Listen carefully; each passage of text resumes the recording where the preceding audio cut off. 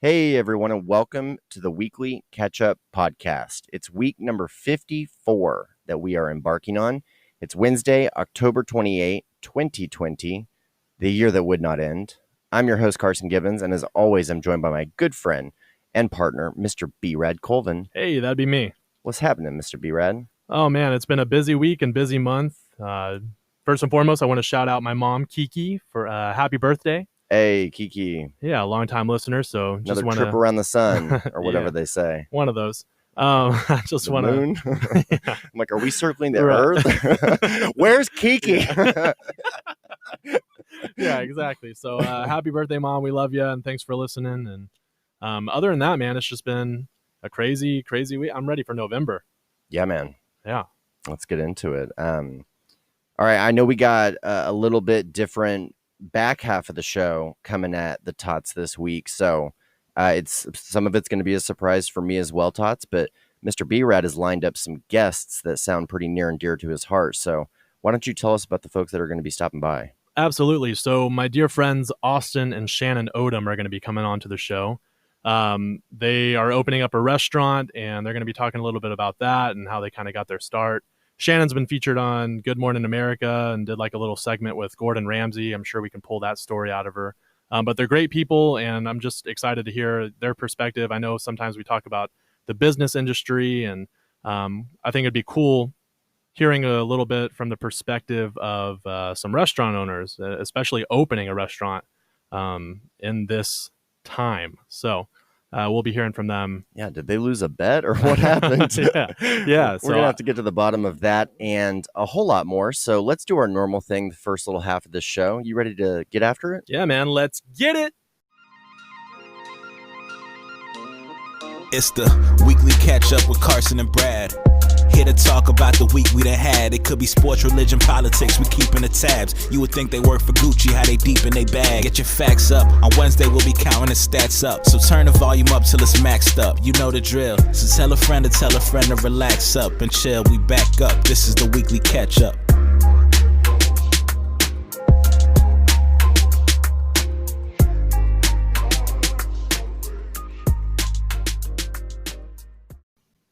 Alrighty, Mr. B-Rad.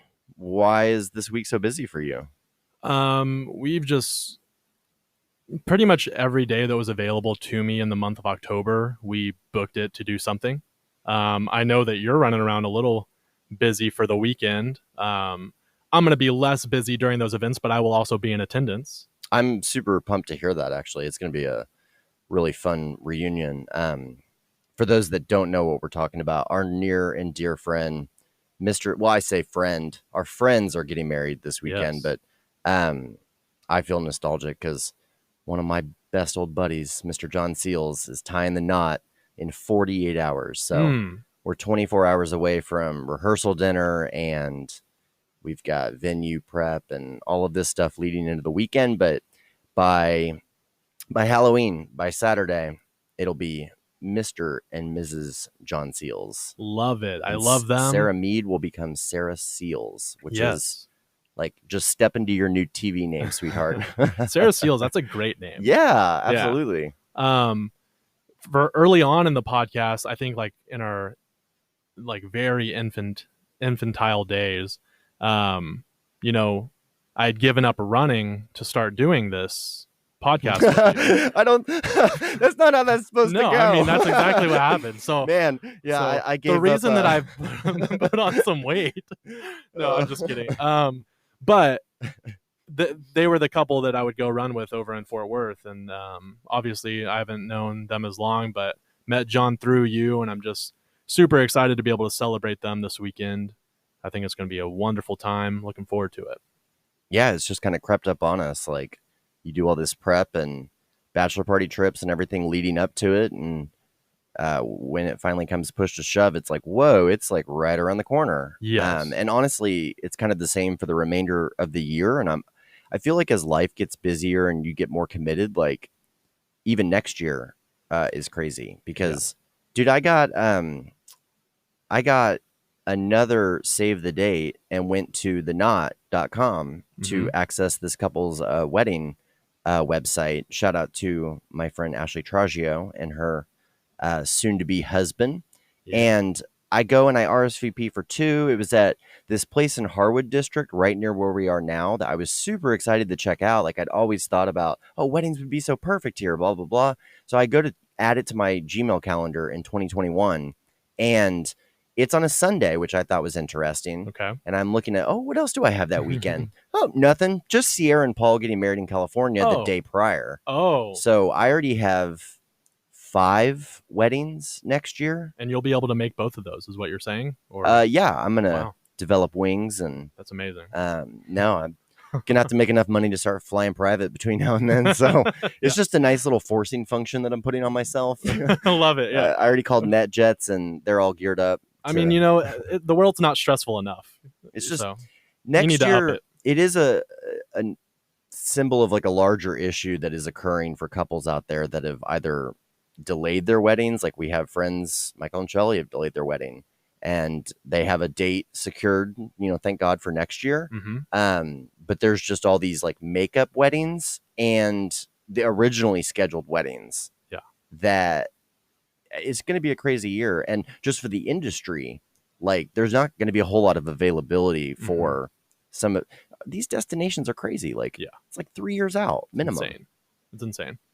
So we need to get a wedding venue. We need to talk to your friends about converting the kitchen into a wedding venue. No, truly. No, their place looks super cozy. I'm sure something could be worked out. But anyway, want to hear about my weekend? Sure. So let's see. Where do I begin? I just want to tell you about this little thing. So, wake up, go to church on Saturday with Courtney, and we have a birthday / costume party that we plan on going to. And so this is one of Courtney's good friends that, she went through nursing school with, and they're awesome married couple. And so all week we had been trying to figure out, what we were going to be and everything. We get on Amazon. I decided to be Sully from Monsters, Inc., the big blue monster. And Courtney's Boo, the girl which I scare. And and so looking super, super adorable. We get dressed up. This costume, that I'm in it's a onesie. So no way out of it is what I'm trying to say. So the party time rolls around, we get dressed, we go. I'm in gear. We get to the house, and it seems like the whole gang's already there. Everybody kind of got there before us. However, I don't see anybody in costume. Sucker. and so everybody's wearing like, t-shirts, plaid shirts, jeans, everything. And I am in this giant blue onesie. Adults are there, children are running around, and not even the host nor his wife were in costumes, and they were the one that set it up. And so all evening I was dressed as a monster while everybody else was just chilling. Where was this breakdown in communication? Like, who told you to dress as Sully?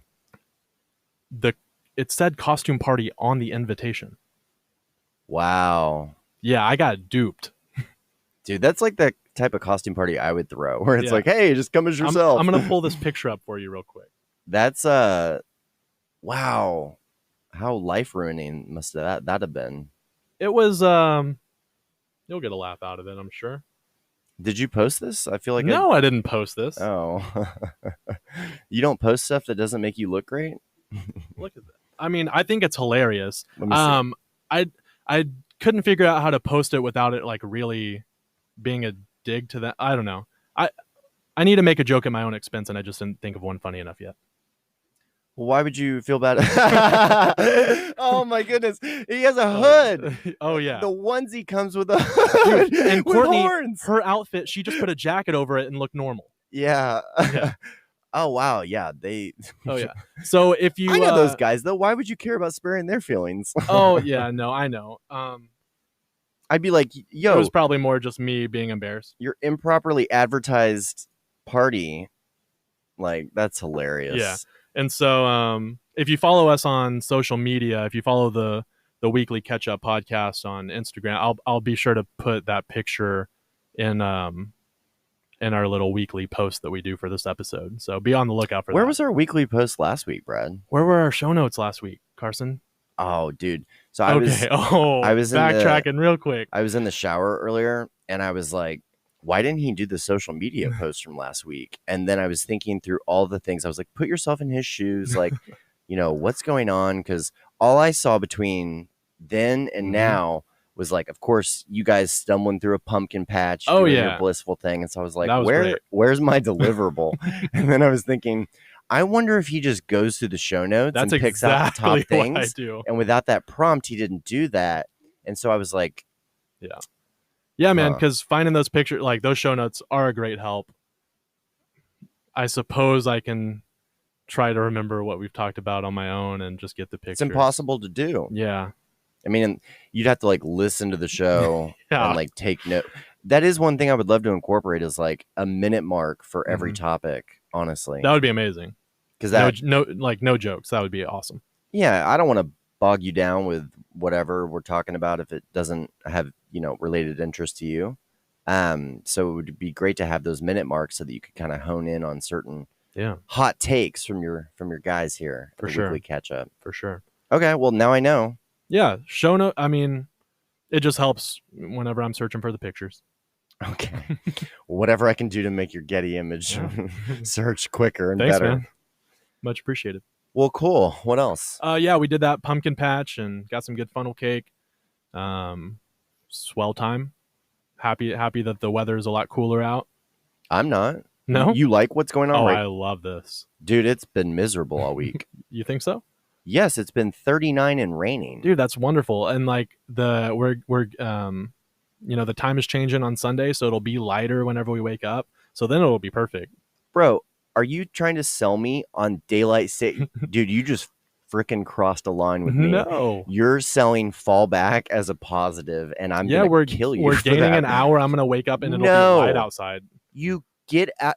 Dude, it's sundown at 5 p.m. You like that? I'm cool with it. Oh, okay. What are you doing at 5 p.m.? I'm buying a bucket and a rope.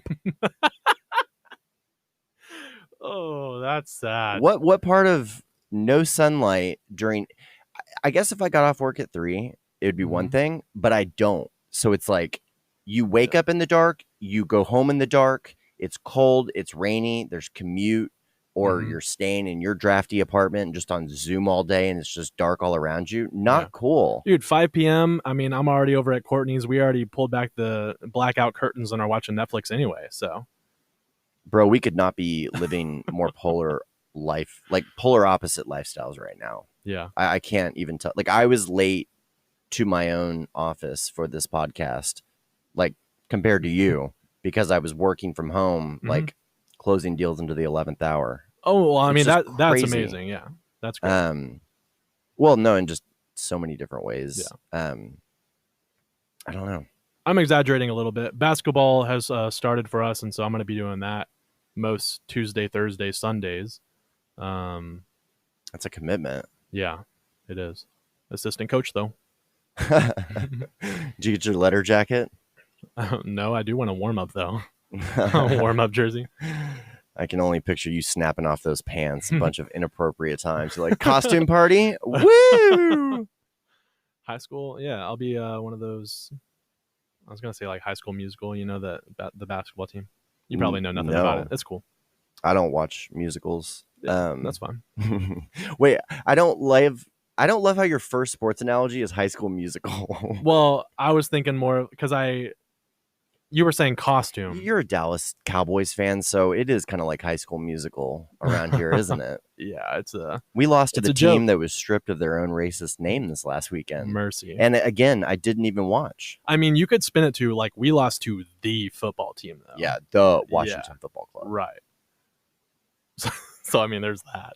Yeah, it was pathetic. I didn't watch a single minute of it.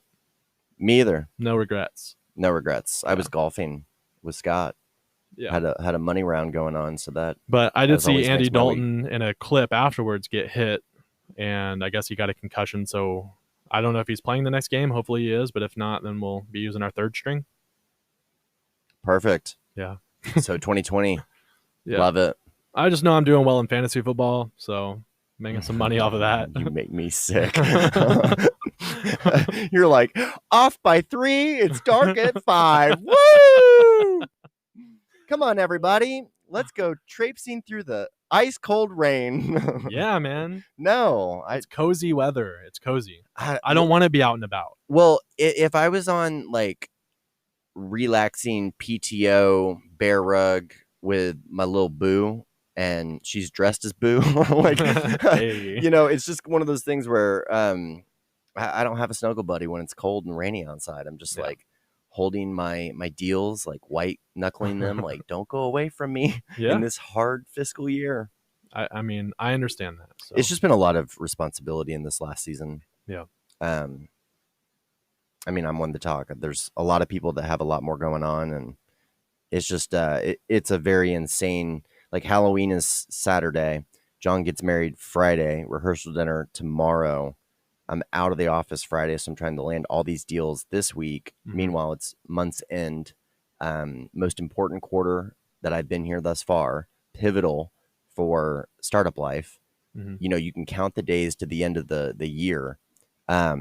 They're already getting booked up with more weddings, holidays, and I mean, technically, we're at a normal year. Next week, when we come back on Wednesday for the weekly catch up, we would have a new president or a reaffirmed president. Mm-hmm. But I mean, election night is Tuesday. Yeah, it's in 6 days. Yes. So everything is just coming to a head right now. Where it's a lot. It's a lot, and that's an understatement. But I mean, to your point, saying like a lot of people are dealing with a lot of things, like that doesn't make yours any less. Like sure. We still got our stresses. Yeah. We just don't have time to debate them. Yeah. Until now. One thing I was going to talk to you about, I'm having to kind of like, ever since we started turning our phones off, like my notes are just gone. So I'm having to just kind of like think about what I was going to talk to you about. A couple points I was going to make. This was a long time ago because I think this happened 6 or 8 days ago, the second presidential debate. Yes. I didn't even watch it real time or that night. I watched maybe an hour of it on YouTube, and old boy Trump just like was a different person. Yes. Just like totally CBD'd out. Thought he crushed it. Yeah. And I was like, dude, do you know how many points you won? Like, if you're just normal and even soft spoken, like that first hour, he was downright polite at times. Yeah. Or sociable. Not even polite, just like social. Yes. Like, oh, I don't mean to cut you off, but can I please get this point in? So I thought he won some points there. Yeah, I agree. Apparently, Google search trends are showing that can I change my vote search query is up in a majority of the states that have pre-voted, because we've had like 60 million people already vote. Yeah. Which is crazy. It's probably a record, right? It is 100%. Okay. It's 100% a record. So, I mean, when you think about the fact that only 120 million people out of the electorate vote in the first place, like we're already halfway done. None of it has even begun to get tabulated, which is why you can't anticipate a result by next show, which sucks, but whatever. Yeah. That was one of the things I wanted to circle back on. And there was a couple of Rogan episodes I wanted to talk with you about. Kanye for sure. There was one point we were just talking about, we don't have time for our problems or whatever. It's not true, obviously. And Matthew McConaughey was on. Yeah, he has a new book coming out. Yeah, that seemed like the obvious plug that was going on there. I thought it was funny that McConaughey lives in Austin too, and Rogan's in Austin now, and it was still a virtual one. So I don't know if he was out of town or had COVID or what was going on. I know young Jamie got COVID, and they canceled some podcasts. Yeah, leading up to Kanye. Okay. In fact, I think Brian Redband, the original Jamie, filled in for Jamie for some of those like can't reschedule podcasts like Kanye. Intense. I know Matthew McConaughey, like he's been doing his little podcast tour because he was also on Armchair Expert with Dax Shepard. So I listened to that whole episode. I've never gotten into that one. I'm actually not a huge fan of Dax Shepard, but something about like I do appreciate some of the questions. Like I feel like he won't ask typical questions to his guests, and you learn more about them. So if I see somebody that I'm interested in learning more about, then I'll listen to the episode. But I don't listen to him religiously. Gotcha. Yeah. Well, one of the things, I didn't listen to the whole interview, but he did talk about some atomic habits that had made him successful, and more than anything, brought him personal peace and happiness and joy in life, a sense of completion and accomplishment. And one of them was keeping a daily journal. And he had noticed a trend in his life where he was like, you know what? When you're down in the dumps and you start daily chronicling or journaling what's going on and your feelings on it and blah, blah, blah. And then things kind of start to get better, like daylight savings time ends and the sun is out and it's warm and people want to frolic. He's like, those are the times that you seem to abandon these daily logs. So if you're writing about things when they're not good, wouldn't it make sense to definitely be writing about things when they are good? Because if your main point of doing this is to get it out and then be able to go back and review it and review the gap in the gain, you should have good things to reflect on for when things do go properly. Yeah, definitely.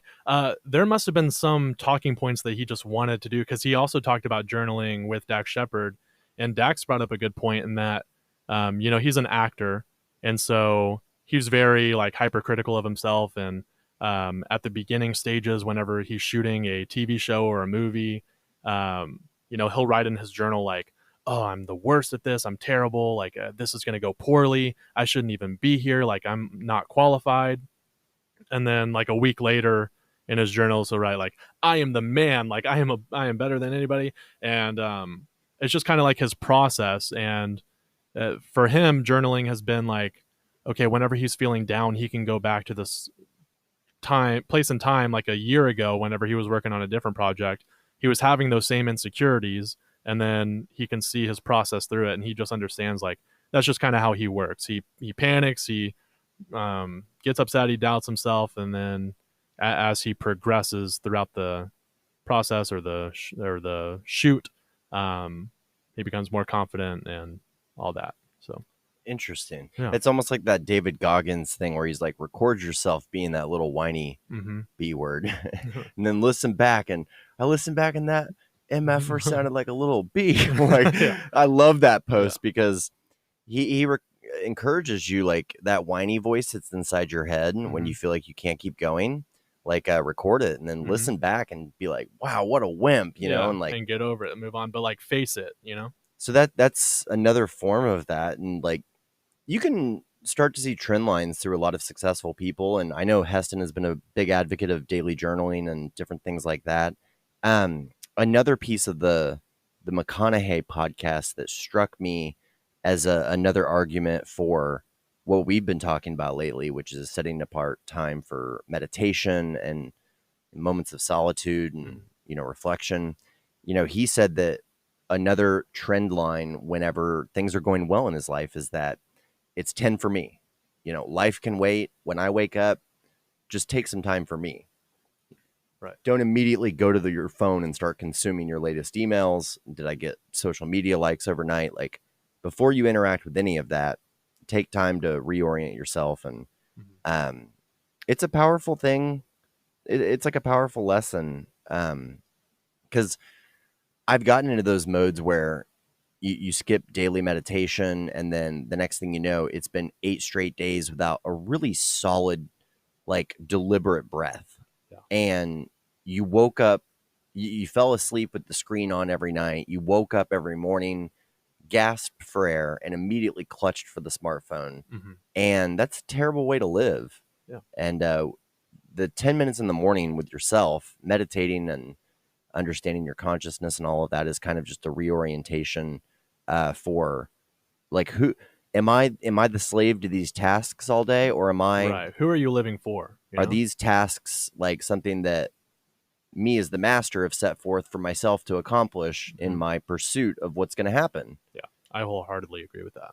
He also said something about, like, one thing we did at my first ever sales job was something called daily planning, where we would pretty much plan out the major parts of the following day. Like, hey, from 9:30 to 10:30 a.m., I'm going to be calling my quarterlies. And then 10:30 to 11:30, I have a client visit, and then I got to recruit on this job or whatever. And he said that he took it a step further. McConaughey did. He said, I write out before bed what I'm going to do the next day. But like from a, like some of it is tactical or like step by step, like, oh, I got to go do this. But it's also like, what is my intention for the next day? Like, what's the major ball I'm trying to progress down the field or move up the court? And he encouraged people to not hold back on their list making. He said, program in even the mundane stuff. Like he said, kiss my wife is like one of the things that he'll put on it, because he said the easy things that you can cross off and get a rhythm going help you better attack the large things on the list. Yeah, that makes total sense. It's like setting yourself up for success and then like using that momentum to push through maybe the more tedious stuff. Yeah, I think for me personally, whenever I've done like daily logging of what I've done from a professional standpoint, it could be as insignificant as leaving a voicemail or documenting. The new thing with CRM and like the business that I'm doing is the amount of like the number of champions that I have internally that want to text me, and then I can't. All my emails are synced to my CRM, and I log all my meeting notes via Zoom, all of that within my HubSpot CRM. But like my cell phone is not, it is tied to it in that I could hit your number in HubSpot and like outbound call you, but my text messages just natively from my iOS application do not translate in. So there's a lot of people that are trying to text me with like big updates. Like the two biggest deals that I've closed recently, my champion internally wanted to text. And in these big, like the deals that I do they're strange in that they involve a lot of consensus building, and people internally might have a CEO might have said, hey Brad, it's just like this. If you were looking to improve engagement at CTA, he might, the principal might get a committee together comprised of admin, faculty at different levels, even down to the janitor, the sports teams, coaches, and a cross-functional team to go look at a problem and see what they should buy or implement to solve that problem. And so there's a lot of deals like that where it's like, okay, there's like 10 of you, like which one of you actually makes this decision or whatever. And so part of that strategy that you identify with this Miller-Hyman workflow that I go through for my sales process is identifying a coach or a champion, and they verbally commit to this and say, typically it's at the end of like a good demo where maybe they're seeing it first, and you say, okay, so my product is your first choice. Okay. And you want to see this implemented at your organization? Yep. Okay. Well, I will move mountains and equip you with all the collateral and fodder and meeting times that you need if you will coach me on every single demo that we're going into. I want to know who they are, what their title is, what role they play on this committee in the grander scheme of things in the organization, what their influence level is, if they like the idea of what they're coming to see or they're negative towards it. And if you do that, then we can effectively have a great collaborative relationship and get this into your organization. Yeah. And so it's kind of wild because my boss, my CEO, said it perfectly. About a year ago when I was starting, he was saying, I don't really believe in like sales closers. I believe in sales orchestrators. Like the closing of a deal is like a high level of finesse and touch, just bringing all these people together and delivering these win results for them, where it's not just, I can't go to you and say, hey Brad, like engagement at CTA is low, this product is going to solve that. Right. If I have to position it like, Brad, that specific thing that you want to progress your career and your own personal selfish ambitions, I need to provide a win result there in addition to satisfying the business case. Definitely. And you have to do that for all these different types of buyers. And it can be difficult. Yeah. No doubt. I can definitely see. I'm not sure how we got on this topic. Something about texting. Yeah. Sorry if I took us on a tangent or no, we were always like supposed to go in this direction. I kind of wanted to hear that process, so that was good. It's interesting. It's a science. Oh, we were talking about you not receiving text through your phone and then your champion wanted to text you, but Right, but yeah. I meant even prior to that. I don't know why this was brought up per se. We were talking about McConaughey and his notes and not going straight to your phone. Oh, just daily planning and Yeah. my first sales job. And Mhm. yeah. So check that out. I wonder if the book is about something related to all this, if he had Mhm. similar talking points on all these podcasts. I know that he talked about like family life and his parents kind of growing up, and just how it was a odd relationship with his family. Like I guess his dad at times would be abusive to his mom, but his mom would be like, no, like I provoked him, like I deserve whatever he did, different things like that. So it was very strange of him trying to talk around that and like, making it palpable for the listener. Was he condemning the behavior of the father, or was No. he? Oh, Yeah, he's saying like, I know my parents loved me and all that, and she's like, he only hits me when I'm wrong. that's kind of what he was saying, to be honest. Wow. Yeah, it was pretty crazy. That's a weird. The one that I heard from him is how they didn't spare the rod to spoil the child. Mhm. And I came from a family that was similar in that I didn't grow up in one of these PC culture families that would not spank you. Like Mhm. they'd spank the heck out of you. Yeah. So, Yeah. I mean, this was like the 90s, man. Like we all got our butt walloped on back then. And Yep. I don't even know if you can do that kind of thing anymore. I don't know either. You're going to find out when you have kids. Yeah, I'll ask Alec first. They just had their daughter. No way. Yeah, so I didn't know that. Sophia. Sophia. Yeah. Welcome to the world, Sophia. That's our new niece. McLaughlin. Mm-hmm. Yeah, so congratulations Dang. to them. So I'll be getting all my tips from Alec McLaughlin. Dang. Mm-hmm. Life is just, people are making families. Yeah, it seems to be the popular thing to do at the moment. All they need to do is shut down bars for 6 months and tell everybody to wear a mask, and you can't talk to anybody that's outside of your home, and Yeah. everyone turn to everyone in their home. They're like, you want to get married? You, me? Should we keep doing this like Yeah. once masks aren't a thing anymore? Oh, man. Yeah, it'll be crazy to see all of the things that spur coming out of the pandemic.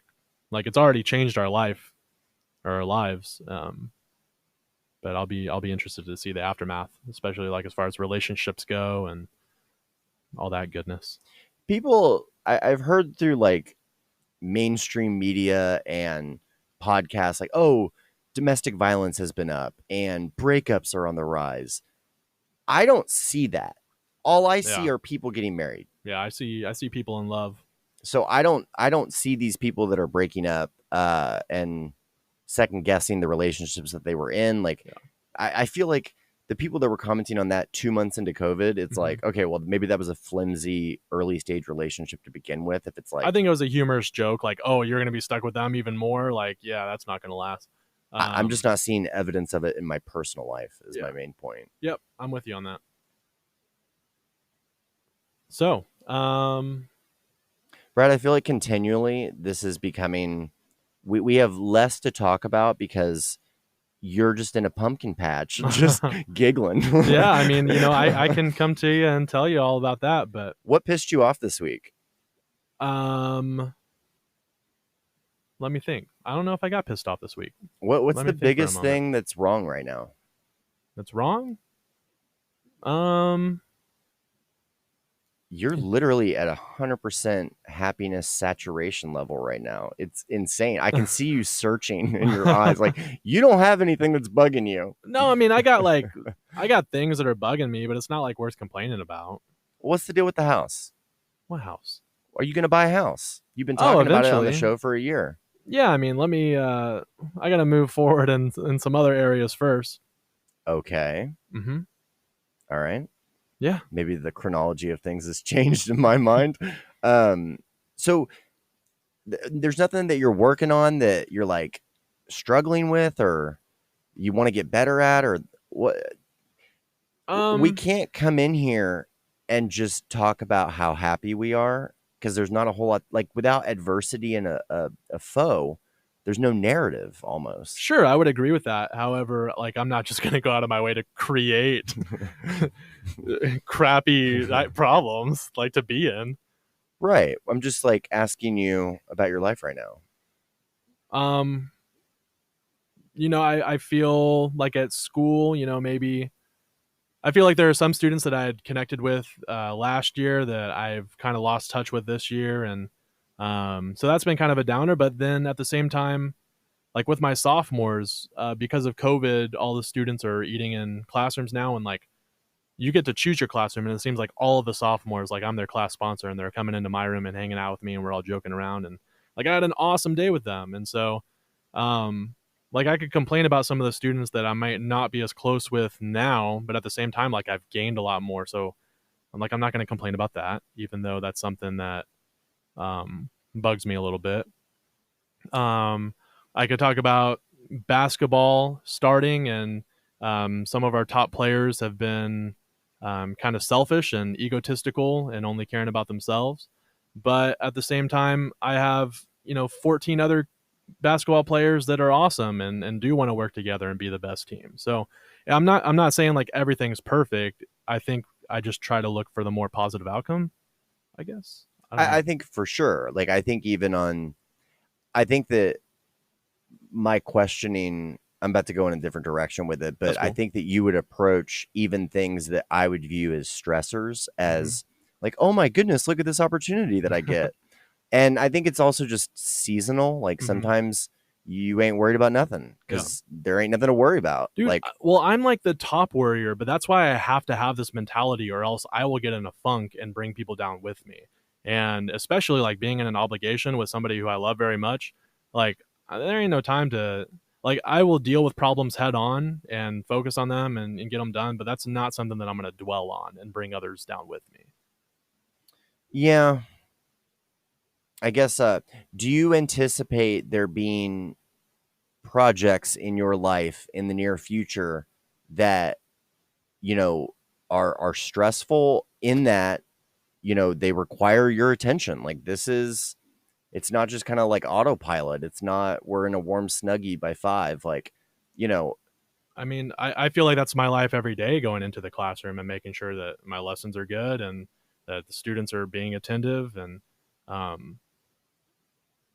like I said, I'm assistant coach in basketball. So tomorrow, like our head coach is out of town. So tomorrow we have a playoff volleyball game and I'm the administrator at that game. Like I'm the first one in the gym. I'm going to be the last one out. And even after that game, we have basketball practice and I'm going to be in charge of that. So I have a full day of school like normal, plus the volleyball game. I got to make sure everybody's good and that everything's set up, plus the basketball practice after that. And there's already students that have kind of been rubbed the wrong way from other players. And I got to,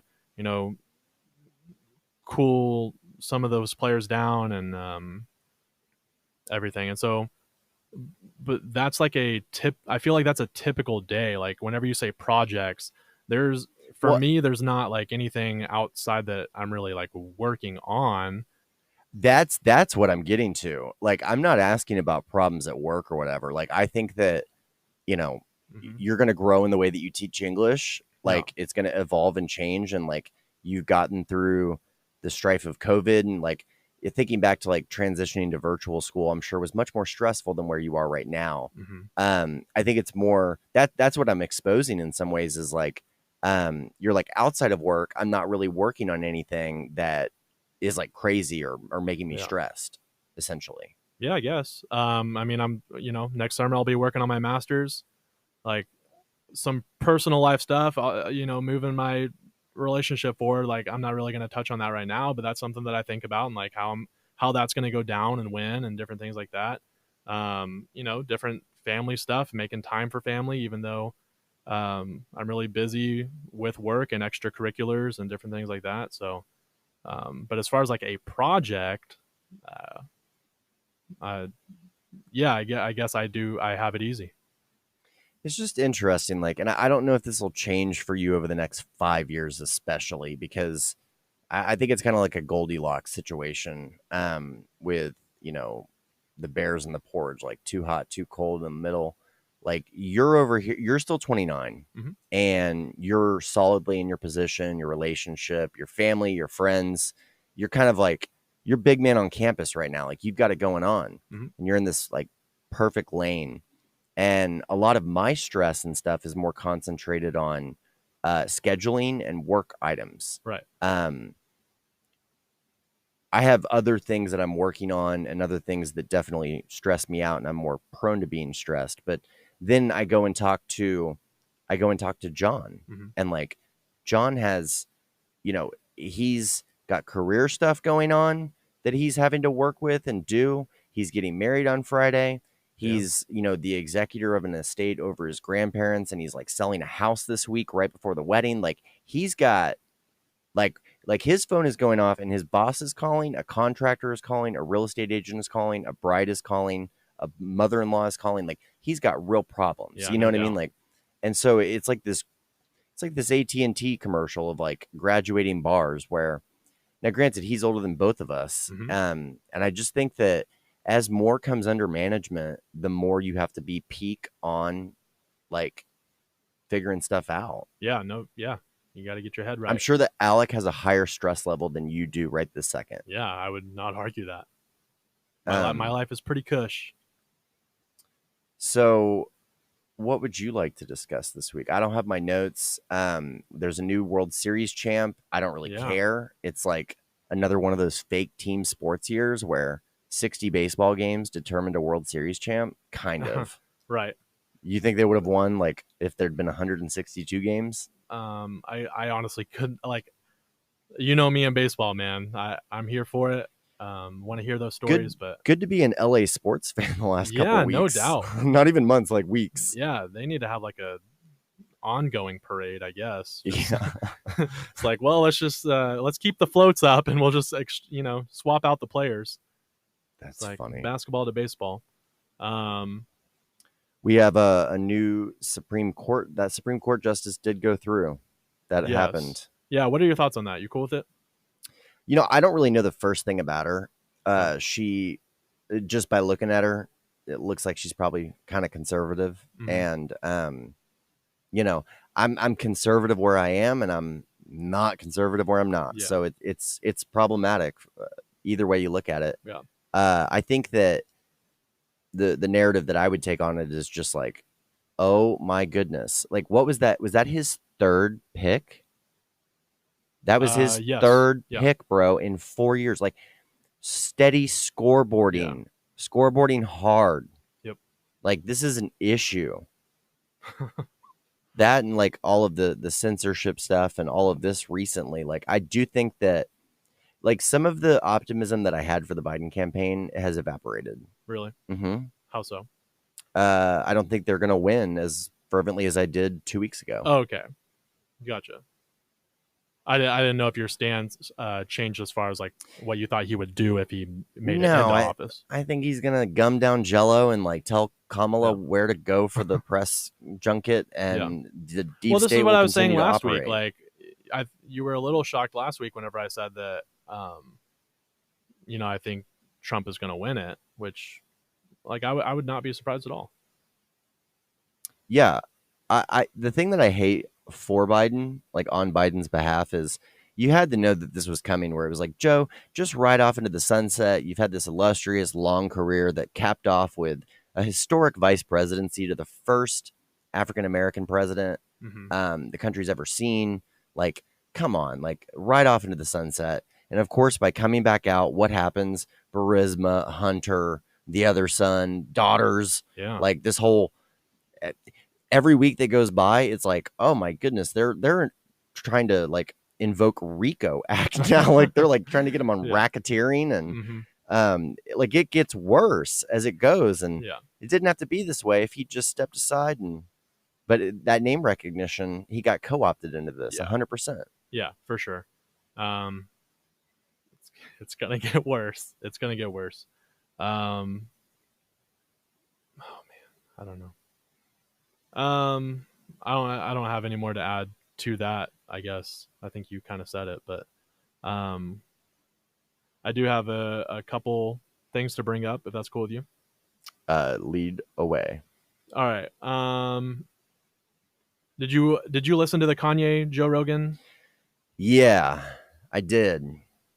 I felt like I felt like I came out appreciating Kanye's thought process more, and so I went from a like hell no I'm not voting for Kanye to a no I'm not voting for Kanye.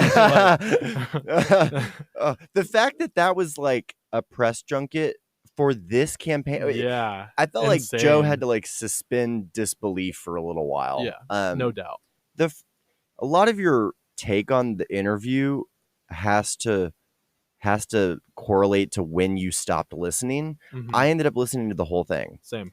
An hour and 13 minutes into it, I was about to get said bucket and rope for myself because I was like, dude, my brain is getting scrambled. This is not adding anything to my brain that's positive. Right. It's not even, even negative things where it's like a well thought out negative thing. Well, and he's talking about the future and all these different cool concepts and everything, but like, let's talk about now. Well, and it was there's a just lot of things that you would have to deal with now that you are not speaking on. It was so all over the place. Yeah. Just 100%. Joe really stuck with it and worked with him maybe more than I was expecting him to. And Kanye became more self-aware in the last 2 hours. Like when he would kind of, oh, you want to get a question in? Like, I know I'm crazy. Another symphony, man. Like he was kind of aware of how scatterbrained he was.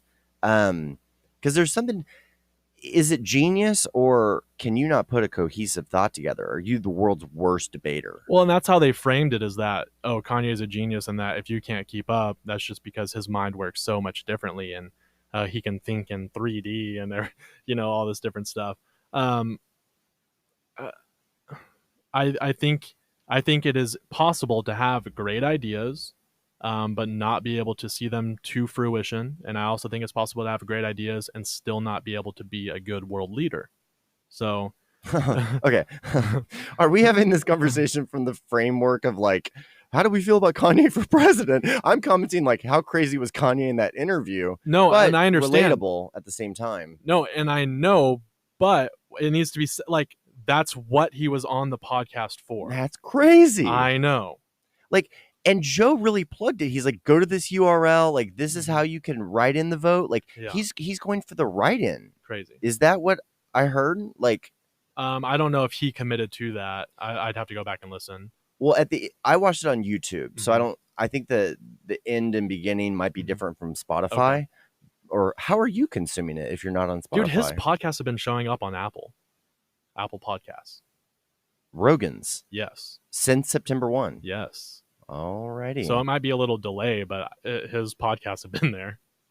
I thought it was an exclusive with so did Spotify. I. But I was like, oh, new episode, cool. You can still consume them via YouTube, which is YouTube Premium is how I do it. And at the end, they reference like a video tutorial and then also show notes that would help walk you through the proper way to write in a candidate in a way that it would count. And I was just like, I don't get that part, man. Like, I don't either. A lot of the stuff that he said about farming and sustainable cities and, the way that they're rethinking clothing for like seamless, Dude, that was cool. He's been saying like affordable, cool clothing for years and years, and he has some of the most expensive clothes. Like his clothing line it breaks the bank. Like his plain shirts with holes in them cost thousands of dollars. And so I don't want to hear him talk about affordable, for everybody and sustainable stuff. Like he referenced some SKUs that were like $20 or something, some like random shoes or maybe this is like aspirational. I think he talked about designing them. They are not for sale right now. His shoes are hundreds, if not thousands of dollars, depending on like the colorway and the type of shoes that they are. Is this on the reseller market though? For some of them, yeah. Okay, I'll grant you that. Sorry. We have to draw a line there, and that's something that he brought up. He's like, "What's up with that? Yeah. Like, people want stuff just because there's not a lot of limited edition." Yeah. So I'm with you on that. He really took the vein of like democratizing clothing. The way that he talked about his admiration for the Gap as like affordable design and stuff was crazy. Yeah. Like I never knew that he had that train of thought. Yeah, in his first album, he raps about working for the Gap and everything, and he in the podcast and in that song he talks about stealing the pants from the store and everything, and now he's like a creative for them, which is interesting. Yeah. A lot of people were mad at Joe Rogan. They feel like that he didn't really push Kanye as much as he could figured that have. would happen. How from my perspective, it's like I think it was enough to get Kanye on there and let him talk, and I think it would have been detrimental for Joe to kind of like push back and then maybe Kanye feel attacked and him get angry and walk out. Like I feel like we got a lot of Kanye's ideas, and he was able to touch on some of the rants that he's gone on in the past, and so as far as that goes, like I'm grateful for it, and I don't know if we would have gotten that had Joe like twisted his arm a little. Yeah, I didn't see the blowback. Just listening to it, I was at the driving range listening to it. I was like, man, Joe's going to take a lot of flack for this one. Like probably the most since Jack Dorsey. Yeah. And the Twitter episode, the original Twitter episode. Because I felt like you're right. Like how hard can I push without him going TMZ on me or something? You know, like keep this a collaborative conversation, and maintain my own agency in the conversation. I feel like he did redirect that ship and kind of reframe certain things. I felt like he lauded Kanye in the process so much while he was reframing those thoughts. Yeah. Like, oh man, this is just scatterbrained to all the listeners because you're a genius. Right. And I would have been a little bit more blunt, like, hey man, like, you know that this looked crazy from the 30 seconds that we saw cut together for us. So like, let's talk about this or X, Y, or Z. I also would have been interested, like, you have Kanye West for 3 hours and you're talking about just like the most abstract of ideas and innovations, and it's a blue sky session for the world. And it's like, couldn't we have talked about Kim a little bit?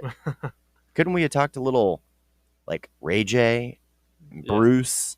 And I think he's been in hot water enough lately to where he didn't want to. I'm just saying, like some of the day to day almost, like I don't know. But That's all. He's not on that. Like that's not what he was there for. You have like you can't think of it from like what you wanted to hear from it. You have to think about the reason why he wanted to go to Joe Rogan and do the podcast. That's the thing, man. Like Joe is so big now that it used to be when he got celebrities on, they were smoking pot and like having a good time, taking shots, carrying on, talking UFC. And now it's much more of an Oprah press junket tour where, McConaughey's got his book right there in plain view, or Kanye's selling, how to write him in as a vote. Like, it's interesting as Joe apologizes more and is more. He had on Alex Jones and Tim Dillon as the next. Like, that was so exciting to me. But half the episode when Alex Jones is doing his normal stuff, like, Aflac has the government in their back pocket and they sent him Saudi jets and, what. Joe was just fact checking him on everything, and it almost derailed the conversation, it felt like. And as he goes more corporatized with it, I hate to say that, but it feels that way a little bit. Certainly. I think everybody or many people share that sentiment. Any updates from your boy Budden? Is he back on? They're back on, man. They're like 3 episodes, 3 or 4 back. What was the distribution decision that they made? Everything except Spotify. So they're still like negotiating deals with other platforms. Supposedly, they said that they're not really going to talk about it, but it seems like the ball is more. It seems like there's a lot of bites, and they're just waiting to see which direction that they want to go. But right now, they're on Apple Podcasts, YouTube. They're even on SoundCloud. Right now, they're being sponsored by Cash App and making a lot of money that way. Well, that's the question, right? Like, why are there all these exclusive sponsorship agreements that people are vying for? What happened to like getting 10 million downloads an episode and just selling its Dollar Shave Club or something? Like, is that not a defensible model anymore? Or? So typically you would have to like do an ad. I can't speak on any other podcasts, but I know Joe Budden has straight up said like, we don't want to do an awkward thing like where we talk about Dollar Shave Club and we never actually use the product. We don't really stand behind it. Like, we don't need the money. We'd rather just do this and you guys not have to sit through a commercial or anything like that. So I mean, that's their stance on it. Gotcha. Yeah. Okay. Mm-hmm. Well, we'll see what they net out. Yeah, man.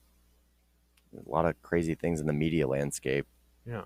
Did you see none other than Mr. Washington Post, Mr. Amazon is looking to buy CNN from Turner Media or Time Warner or whatever? That'd be crazy. That dude's trying to get his hands on everything, huh? I mean, it makes you wonder he's got these dual headquarters, one out by DC, and he bought the Washington Post. He has the most the highest valuated company in the world. He has the most money of anybody in the world, and he's going to buy the biggest mouthpieces to the American and international publics. Yeah. Unprecedented. Like, get that monopoly. Congress is going to be like, we're going to pass antitrust legislation against Jeff Bezos alone. They're like, your brain is too much, man. That's insane, dude. Yeah. Wow. I didn't know that. Can you imagine all that concentrated power that could be deployed for, you don't run the Oxycontin is bad 60 Minutes segment and then it's brought to you by Oxycontin by Purdue Pharmaceuticals. Right. Like, you don't do that.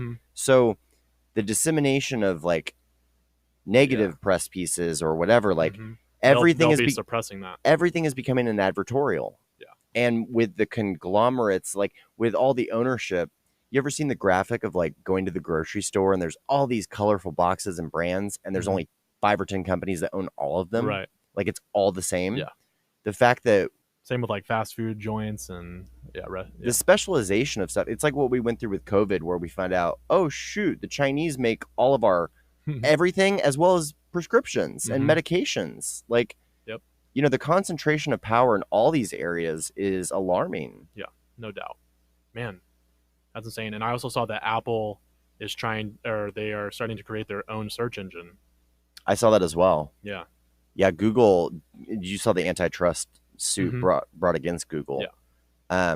One of the features of that suit, was that they claimed that Google paying Apple to have your iPhone's default browser as Safari was part of the antitrust tactics, part of the monopoly tactics. Yeah. And I was kind of like, I don't know, any good idea when deployed at scale suddenly is like antitrust situation, Yeah. It's like a problem. And it's like, I don't know if I trust it, but until somebody creates something better that I'm going to use, I guess, because if I go to Safari, I would prefer Google search to be my search engine on there. Do you even know what a competitive alternative would be that you would even think about?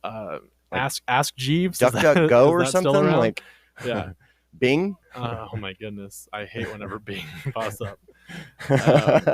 So it's like we're saying, like, that's kind of scary. At the same time, it's, the competitors suck.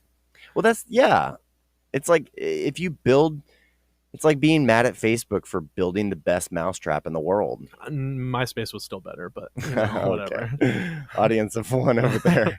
Come on, man. All right, guys. Here's the tally for the first hour of the show. Brad likes daylight savings. Yes. He likes when cars splash 39-degree rain from a puddle onto Get away from the puddle, bro. Pico. What are you doing? He likes MySpace over the Facebook suite of products. Absolutely. So bring back the top 8. Bring back the drama. Oh my gosh. I'm here for it, baby. You know what's annoying to me is would I be in your top 8? Yeah. Okay. Of course. Your face says otherwise. Would I? Okay. I'm pained that you even asked me that. I'm like. I'm still mad about daylight savings more than anything. How far up that top 8 would I be? Man, I'm frustrated by that too, because you'd probably be like top 4, you a-hole. Oh, I love it. Remember when you used to just make your high school girlfriend the top 1? Yeah. You ever get in a fight and then like move them to 2 and it's like you put your brother or something in front? Yeah, I can't. When did I first start ghosting girls? Yeah, it was around MySpace time. Yeah. It couldn't have been like whenever we just had Nokias, because those batteries lasted forever. It's like they knew you were around. Oh, I love that societal nudge that you can digitally push people in, and like what's the new equivalent of now? The It's just top 8? unfollowing or blocking. to show shade towards people. I guess or like not liking or retweeting, I guess. Yeah. If you would, I guess I don't know. I feel like Because there's so much on my feed where I could. There's sometimes I couldn't even know that one of my friends posted. You know, for sure, especially on a per platform basis. Mhm. Like if it's on Facebook, I probably missed it. Yeah. It's just not a. But it's like seeing you move on the top 8. Like, I mean, that's visible for the world. You know, everybody knows. We need to bring it back. That's thank you. I'm saying. Yeah. MySpace was better. Yeah, we should. Facebook should ship the logic that you have a top 8 and who you're in a relationship with can't be number 1 just to mess with people. Dude, but then from the music side of it, you remember we'd post our favorite songs on there, and I love that. I feel like I never used MySpace for the music reasons. Like I literally used it as social networking. I had the latest songs. People would be going to my page. That doesn't surprise me. Yeah. You've been curating since MySpace, since the top 8. Yeah. Who was your top 1? Top 1? At some point it was probably like Cole or Gerald, and then my high school girlfriend. Yo, I heard Gerald is 29, athletic, and in DFW. So yeah, hit him up. Straight flexing on that GTL. Yeah, single, cute, hard worker. Yeah, soft spoken. Oh no, sorry, he's not single, dude.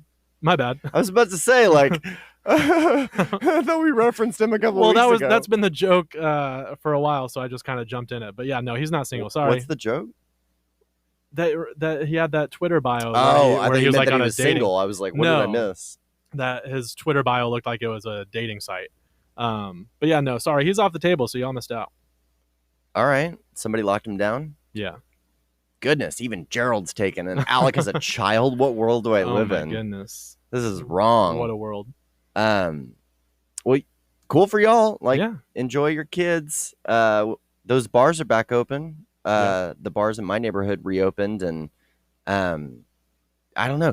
We're spiking again, but it feels like, parking lots are full again from what I'm seeing. Yeah. Yeah. People are out. People are out and about. So I don't know. They say the numbers are going up, but I hear in Europe there's been pretty major spikes, and I know that in a lot of our states there's actually been a lot of spikes. Yeah. We've had cases at work, like around the office. Yeah. It's totally lost its sting. Like, do you remember when this first started, how I said, I hope we get it, but I hope we get it quick when it's still a novel thing. And it's like, oh, are they going to make it? Like, are we going to have a podcast next week? And now if we get it, they're just like, oh, whatever. Yeah. We don't care. Yeah, like, nobody's going to sympathize with us. We've all had it. Yeah. They're like, you're actually going to take a week off for that? Yeah, we are. What do you think? I don't care. All right, buddy. Let's just take a break and greet the guests and get them in here for the last little portion of the show. Perfect, man. Who do we have coming in? Austin and Shannon Odom. Austin and Shannon Odom. They're here to comment on their brother Lamar's recovery, right? I'm so mad that you did that joke. Why? It was good. At least I made a joke. At least I'm trying.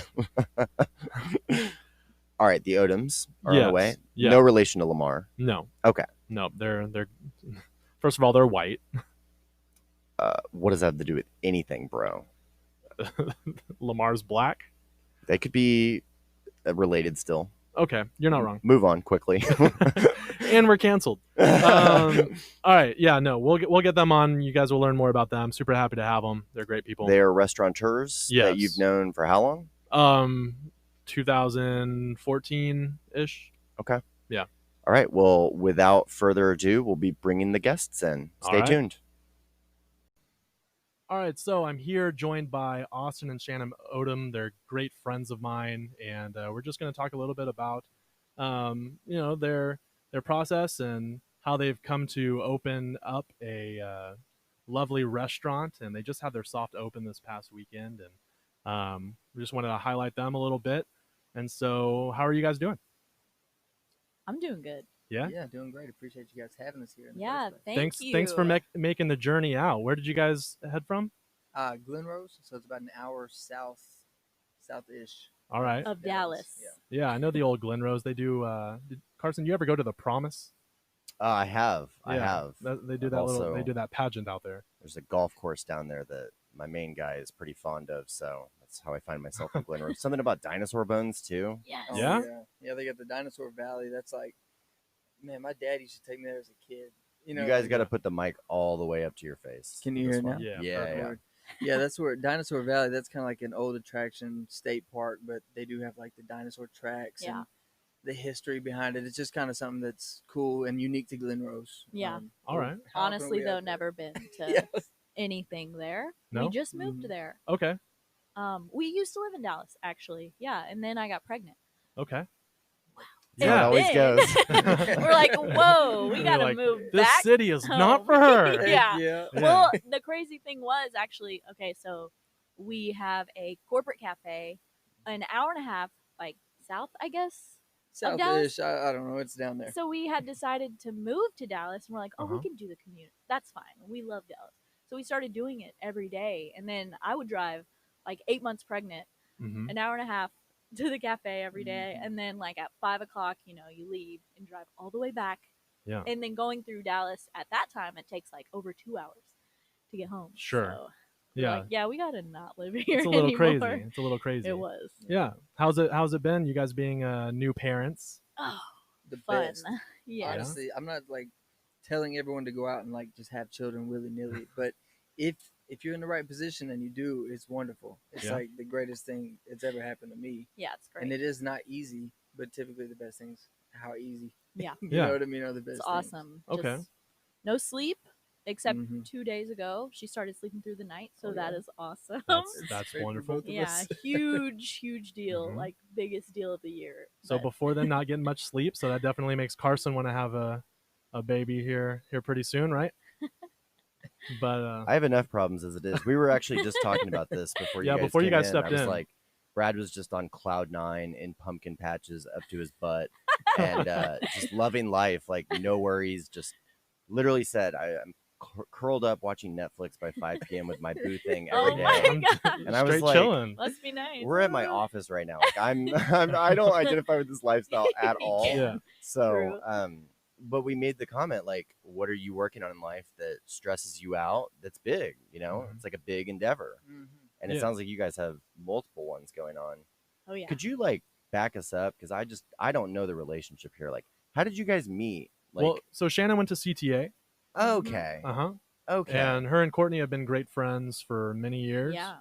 And so we recently just started hanging out again. And so I met Mhm. Austin. I think I met you at my birthday party. Yeah. Man, that was the And first lovely time. I guy. was like, hey. And so we've hung out, a few times since then. Yeah. We're plan to hang out more. But just knowing Shannon for several years and kind of seeing you guys early on in your career doing, I think you guys started with like food prep Yeah. and different things like that. I know on this podcast we've definitely talked about we've talked about different startups and different businesses and me being a teacher and a bunch of different career paths. And we talked a little bit about how like COVID has affected a lot of our jobs and different things like that in different areas. But we also just, talked with different people and heard from different people from different walks of life. So I thought it would be cool to have you guys on here Yeah. and shed some light on, the process of going from like prepping to food trucking to opening a restaurant, especially like in today's world. Whew. And so I didn't know if you could like maybe touch on a little bit like your process and what made you start prepping or doing things like yes, that. Yeah. We can. Hit Yeah, me up. College Do you- dropouts here. Do you want to go? Or... You go ahead. Really, it started with Shannon. She Okay. was All right, doing the Shannon. damn thing. So we were at Tarleton State University, Stephenville, Texas, about 3 years ago, and I think even a little bit before I went to Tarleton, I had transferred Oh, from it's Southwestern. like 5 years ago. Yeah, 5 years We're ago, I getting guess. old. Mm-hmm. I started meal prepping for a few women who wanted to stay healthy or whatever, Mhm. and I was into fitness and stuff. Still am, but whatever. So started meal prepping. It wasn't a big deal. I made a little bit of side money. It was fun. I still had another job, and I went to college. Then I transferred to Tarleton, and I started like going to the gym there, and I started meeting these women professors, and they were like, oh, I'm outgoing, so I'd, start up a conversation with them. And I'd end up meal prepping for them. I Mhm. think at Tarleton, I started meal prepping for almost like 10 of the professors. I didn't even know them. I just, Yeah, Yeah. that was nuts. She'd come back. Hey, I got someone else. Yeah. I'm looking for today. And it was like totally illegal. Yeah. Cooking in a super Make it sound tiny so bad. apartment. It's not like illegal like that. I Yeah, mean, what were you cooking? Oh man. Jeez, yeah, right. That's Shannon. I think Breaking Bad was Yeah, popular during that Walter time. White yeah, over Yeah. here. For sure, for sure. Everyone's got to make it. Yeah, they wanted all those macros, so it was a little bit scientific. But no, goodness, I would charge like $8 for a Tupperware meal. You know, like some. Okay. I was not that good at cooking. It was just fun. Yeah, you know? and you were hustling a little on the side. Yeah, and then I'm like, you know, hey Austin. Well, basically, I remember I saw you delivering the food in Walmart bags or HEB bags or whatever, and I was like, man, like, you've got a great product. And we were dating at the time already. I was like, why? Like, you've got such good food and you're doing a good job. Why don't we take this seriously? Because I hate going to class in college anyway. You know, like I'm ready to drop out. At this point, I was already not going to class. Oh yeah, It was he like, so let's just bad. do it, you know, and nothing else. And it does require hard work, but I just wasn't willing to put it into Tarleton, you know. Right. So we got the newer oh god, we got like birthday bags. Would you go to the Dollar Oh. General store? Well, before even that, when I was still delivering in Walmart bags, like Austin one day was like, Shannon, we gotta drop out. Let's drop out of college. Let's just do this gotta Mm-hmm. meal do this prep thing. thing. Yeah. We don't have any money. Let's just do it. It was a great idea, right? For what, 20-year-olds, 19, whatever. Yeah. And so he drops out first, and I'd already like gotten into all my classes and everything. And the lady, I had worked with her so hard to like pick out my classes, and I'd switched my major like 3 different times. I was nursing, then business, then nursing again, and then I got into nursing school, and I'm like, no, I'm not going to do that. And I started biomed, and like Okay. none of this stuff, you know, it was all BS. Yeah. And the next day I go to her and I'm like, hey, I'm dropping out. And she's like, no, don't do it, Shannon. And I'm like, I just got You're to. better Yeah. than this. Yeah. Don't drop out. And he was with me, and we kind of looked kind of We look ratchety. like college. I don't know. We didn't look Mhm. good. Looked like I mean, bad You look like influence. college dropouts? Yes. Yeah, we look. Yes. Oh, okay. Can Well- you picture that in your head? Yeah, That's what it was. it was great. So, but we dropped out, and then after that, Knew that was coming. Yeah. woo, there it is. But yeah, so we dropped out, and I kept prepping for all those teachers and or professors, whatever, and it just expanded.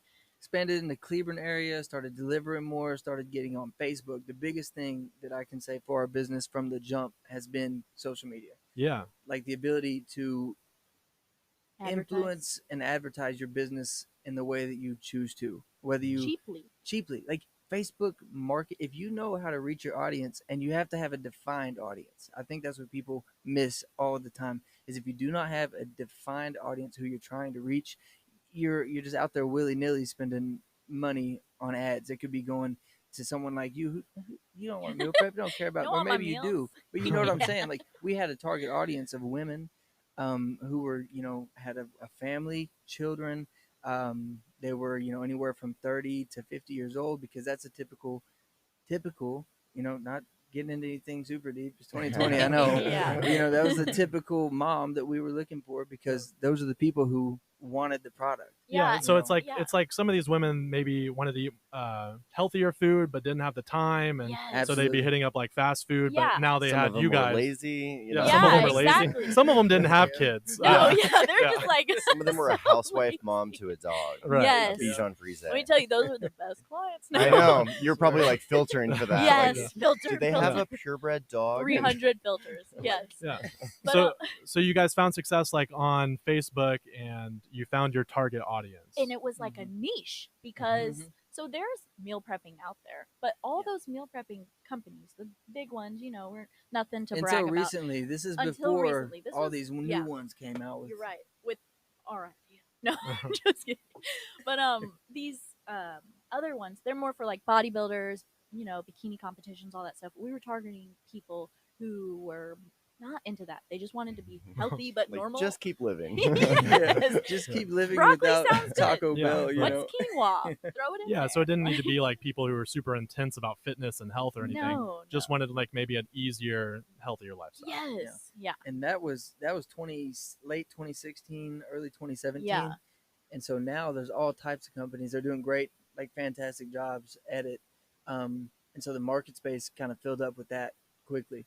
So once we got out of doing the meal prep for the moms and stuff, well, how much detail do y'all want to know about? I have Fresh Prep? questions. Yes. What is the niche? Was it like hyper local, good looking young couple that, people next door that are making meals and it's packed for like a particular family size, or like what was the niche? Go ahead. Oh, no. I think that's. I Is think there like that's a it. secret sauce was in the the niche. process, or Personality.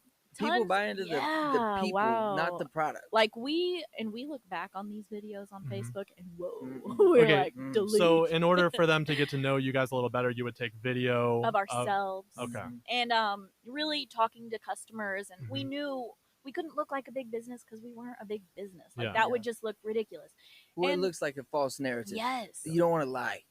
Authenticity. No, I mean, what sold the meals, it Mhm. had to have been at the end of the day like us. I Yeah. guess. Yeah. So you would like make a connection, and then you would check in on them. You'd form a Yeah. relationship with them. Like huge on customer service. Okay. I think we've referenced the niche multiple times, and it is your execution on social media, Yeah. your campaign driven Yes. like thought process with, we have a niche that if we throw money against this, we can get impressions for our Mhm. target demo Yep. and sell. Yeah. So that's what it sounds to me like Yeah. initially up until this point in the story. I don't Yeah. know how this ends up yet. Okay. So, go ahead. No, you go ahead. Well, I was saying, so you guys were doing the food prepping, and you found your niche, and then so what was the process of like expanding further out of that? First, I mean, are we gonna talk about Clovis? Oh or my no? God. The- Talk about Clovis. Clovis, New Mexico. Okay. We're taking you guys. No, I'm just kidding. Such a bad place to be. What's going on in Clovis? That's like right across the border, right? Yeah, Oh, it's right. a horrible place. Yeah, As it's soon like as you get over terrible. the Texas, godforsaken. New Sorry for Mexico you line, guys. Yeah, it's yeah. Clovis. windy, terrible. It's The not. worst. I didn't even like Shannon going to Walmart if I was at work because I worked Well, on the windmills. Yeah, you're What? right. They Okay. don't know What? this. You lived on this spot of earth? Exactly. Yeah. So where were you living Okay. during the food prep? Okay. So here it goes. We were at Tarleton. We quit school. We're doing meal prep. Obviously, we had parents. Yeah. Who were like, "What are you doing? You're selling snacks to people. Oh God, Stop yeah. this!" Yeah. And his parents as well. He was heavily influenced to go get a job on the windmills in Clovis, New Mexico. Mm. Mhm. So he's like, "Well, I gotta go do it." So Yeah. he moved. Make a little bit of capital to start with because I don't know. Yeah. That's also me not fully dropping out and like really being into the process. Yeah. I did have fears, and I went and got a whole nother job in New Mexico. That's how scary Yeah. it is to drop out and do your own thing. Yeah. for real, Exactly. you know? And that's when he started reading all these entrepreneur books and really learning about that. But we kept doing fresh prep in Clovis. Mm-hmm. Every weekend we made a 7-hour drive with meals in our vehicle to DFW, They were delivered them, and drove back for my job on Monday morning for Mm. about 20 weeks in a row. and we had enough What in the- customers to do. You That's kept insane. you kept your GeoNet Yeah. Yeah. and drove to your GeoNet. Wow. Yeah. I've never heard of that. Yeah. That's crazy. It was. It how was. many did you have subscribers? Like, did they pay you monthly for this many meals, No. or was it per? It was per week. We per had a drop-off? 4 meal minimum. Like, you got to spend $40 with us to get us to deliver to Mhm. you. But Essentially. there wasn't like a deal made where like they might buy the 4 meals this week, but they may not come back next Exactly. Correct. Yep. week. Okay. And they didn't know we were in Clovis. Nobody. Yeah. They had Nobody no idea. knew. Oh. No, we're in our GeoNet, like you said. We're located there. How many customers were in that GeoNet? At that time, we were probably doing like, I would say 30 to 40 families. So you're Okay. talking about each family getting 4 to 6 meals. Okay. And then some like upwards of 8. Yeah, some people get more. Yeah, and so it was going great, but it wasn't working. Like, that doesn't work, driving that far every single weekend. No, that's just not logical and it's not sustainable. So I quit the job on the windmills and we moved back to, Yeah. where did we move? Fort Worth? Oh yeah, we moved forward. That's when we got the apartment in Fort Worth. That was a central location because most of our customers were Fort Worth and then South Florida. Okay. Cleburne, Burleson, Burleson, yeah. Alvarado, Joshua, all those areas. And we linked up with a guy online. His name's Carlo Capua with now Locavore. It used to be Z's Cafe. I don't know if he still does that.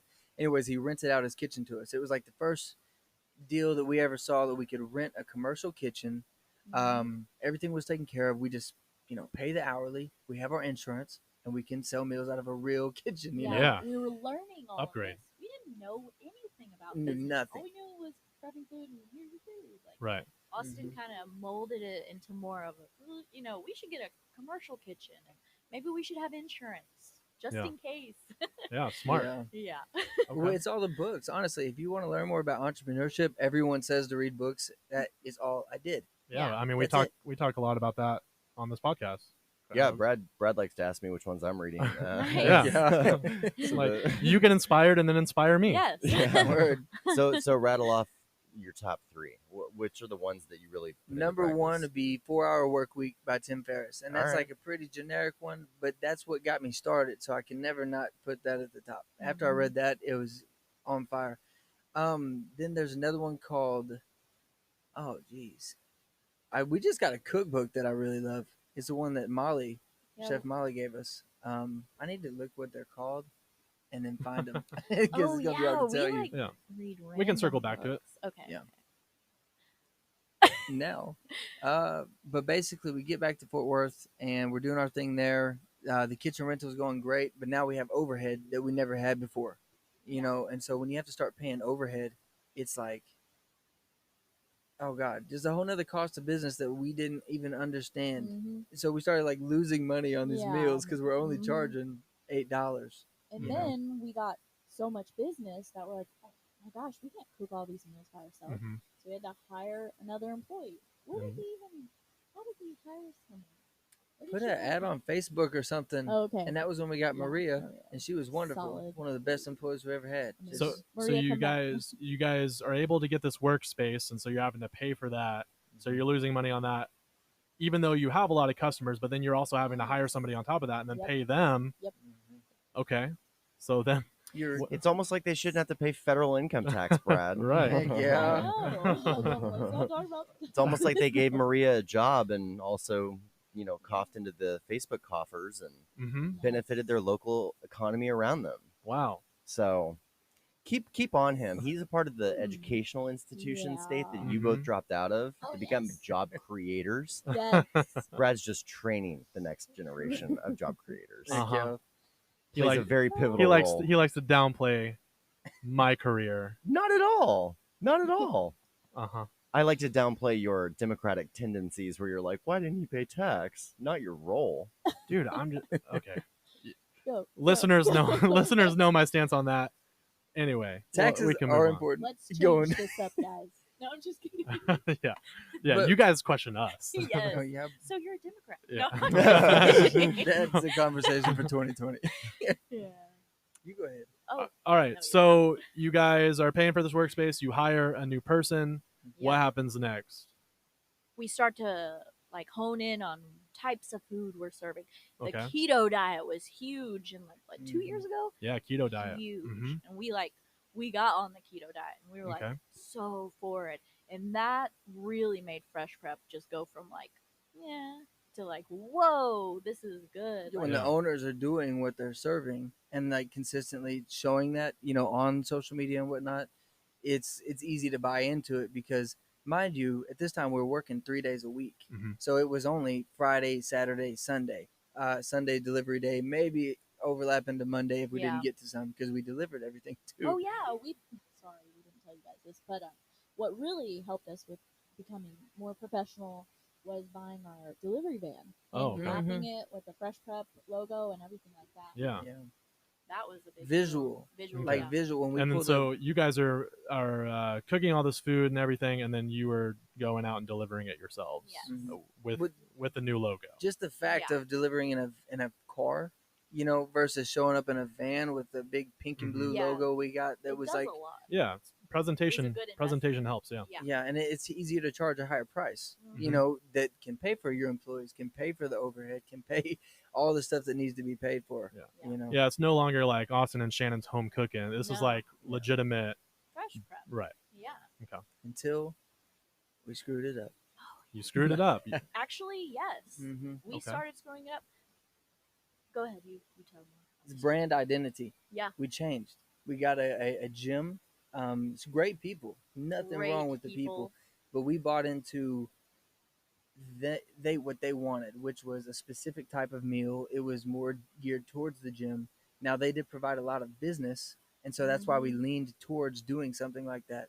But as soon as we switched our brand identity to that, our old customers, our customer base that we'd spent years building, they It noticed. trickled off. Yeah. If you're going to change, either change or don't be half, 1 foot in, 1 foot out. So what was like one of the biggest like noticeable changes that you guys made? Okay. So keto diet to a normal person Mhm. who is like just eats like us, like eats carbs, eats all that stuff, and it's kind of unhealthy. You go into a keto diet and you're like, ooh, bacon, cheese, dairy, like that is a big deal. Yeah. For keto people, and they lose weight. So we're like, okay, well, let's do that, and let's make these really delicious low carb meals that are like cheesy and meaty. Mhm. But learning more about it and having an influence from He was a nutritionist. Yeah. Yeah, he was like, He did know his stuff, like you said. he knew his stuff. He was saying, you know what, actually, the real ketogenic diet is, not having dairy, and it's a little bit like just a little bit of protein and lots of greens and like almost like a vegan diet. Yeah. Almost like a vegan keto, and talk about copious amounts of fat. Whoa, Like- this is like And it works. It does. it does. It really does. But for the average person who just wants to eat healthy, like our original Yeah. clientele, us giving them these new meals, Yeah. oh, they did not. They weren't about it. So No. so clientele kind of fell off Yeah. as far as like your core people that you used to have. Yeah. Okay. And so the business that they were giving us, this influx of business that we were getting from the gym, by the time we lost all our other customers, it wasn't enough to sustain. Yeah. In long term anyway. But But then then in comes a message via Facebook, right? Yeah, no, it's email. Email. Mm-hmm. Oh, Nancy well, emailed you me. tell. Yeah, Well, I mean, we were just sitting at home one day, just like, wow, we we need to figure out this fresh prep. need to figure out this whole fresh prep thing. We got to pay our bills, Yeah. Like things are not going great, which is understandable looking back. Yeah. But I got an email from a company called Dyna Energetics, and basically their assistant to whoever, she sent me us an email on Fresh Prep and said, blah, blah, blah, will you cater for our corporate company every day? Essentially is what the email got it. It didn't sound like a huge deal. We're like, No. yeah. We're like, yeah, let's get on a phone call. You know what I mean? So I called her and and then she explained what she wanted, and I was like, whoa, like this is much more, you know what I mean, than I was anticipating. yeah. And so what were they expecting from you guys making that deal? They were expecting. Okay, so Dyna Energetics is this huge. Switch your mic around. Thank you. Can you hear me now? Sorry, guys. You good? Dyna Energetics is this huge oil field supply company. Like they do fracking. Explosives, yes, for the oil field. And they have so much money. Anyways, Blum, Texas, middle of nowhere, they built this huge, basically office / manufacturing. Yeah. For their explosives, they do a lot of like machining, so they make all types of stuff with metal. Yeah. So like, you know how at Google they have cafes and let their employees eat for free. Yeah. Well, ours wasn't that extreme. Like they didn't feed them for free, but basically what they wanted us to do was come in, and they have this beautiful, huge kitchen, and brand new. They just wanted a food service management company. Yeah. Which at the time we were not. no. I'm telling you, I do not know what I'm doing today.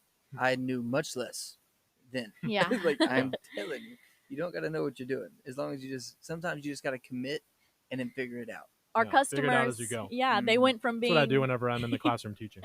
Yeah, I'm just like, exactly. yeah, I guess we'll do this. We'll roll with it. We'll roll with it. Yeah.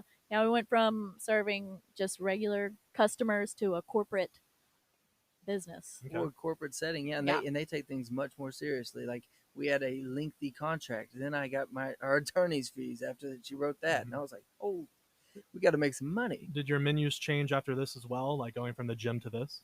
Yes. So this initially they saw us for our healthy meals, and so they had wanted us to give healthy meals, to their employees. But we're in Blum, Texas. Texas, like where you Yeah. want chicken fried steak and hamburgers and French fries, Brisket. fried foods. Yeah. Yes. Well, we All couldn't types. do brisket. Oh, yeah. Need a barbecue pit. Got it. That'd be awesome though. Not brisket, guys.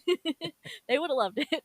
But yeah, so we had to work a little sweet side. You just had to find a middle ground. Yeah, It's middle like, ground. okay, what does the company want, and what do the employees that are paying us for the food want? Because if we give them exclusively healthy food, we won't have sales. Yeah, they won't buy And it. if we give them unhealthy food and don't give them at least healthy options, like we have low carb options, salads, things like that, so everyone can get what they like.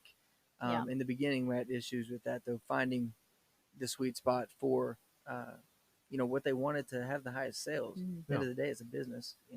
Right. Yeah. And so, what's the timeline on this? Like, how long ago? Oh, did coming this up begin? this January, in a Mhm. month or two, it'll be 2 years. 2 years. Yeah. Awesome. Yeah. Okay. And you guys are still doing this, or Yes. Okay. Yeah. And Monday through Friday, we're doing the cafe, and it's before COVID, we were open 21 hours a day, which was nuts. Like trying to manage Yeah. that many people and be in that many places, because we were open 21 hours a day, and there was 3 deliveries 3 times a day. So managing 9 deliveries at 11 a.m., 7 p.m., and 1 in the morning. Got it. We Just a lot. Yeah.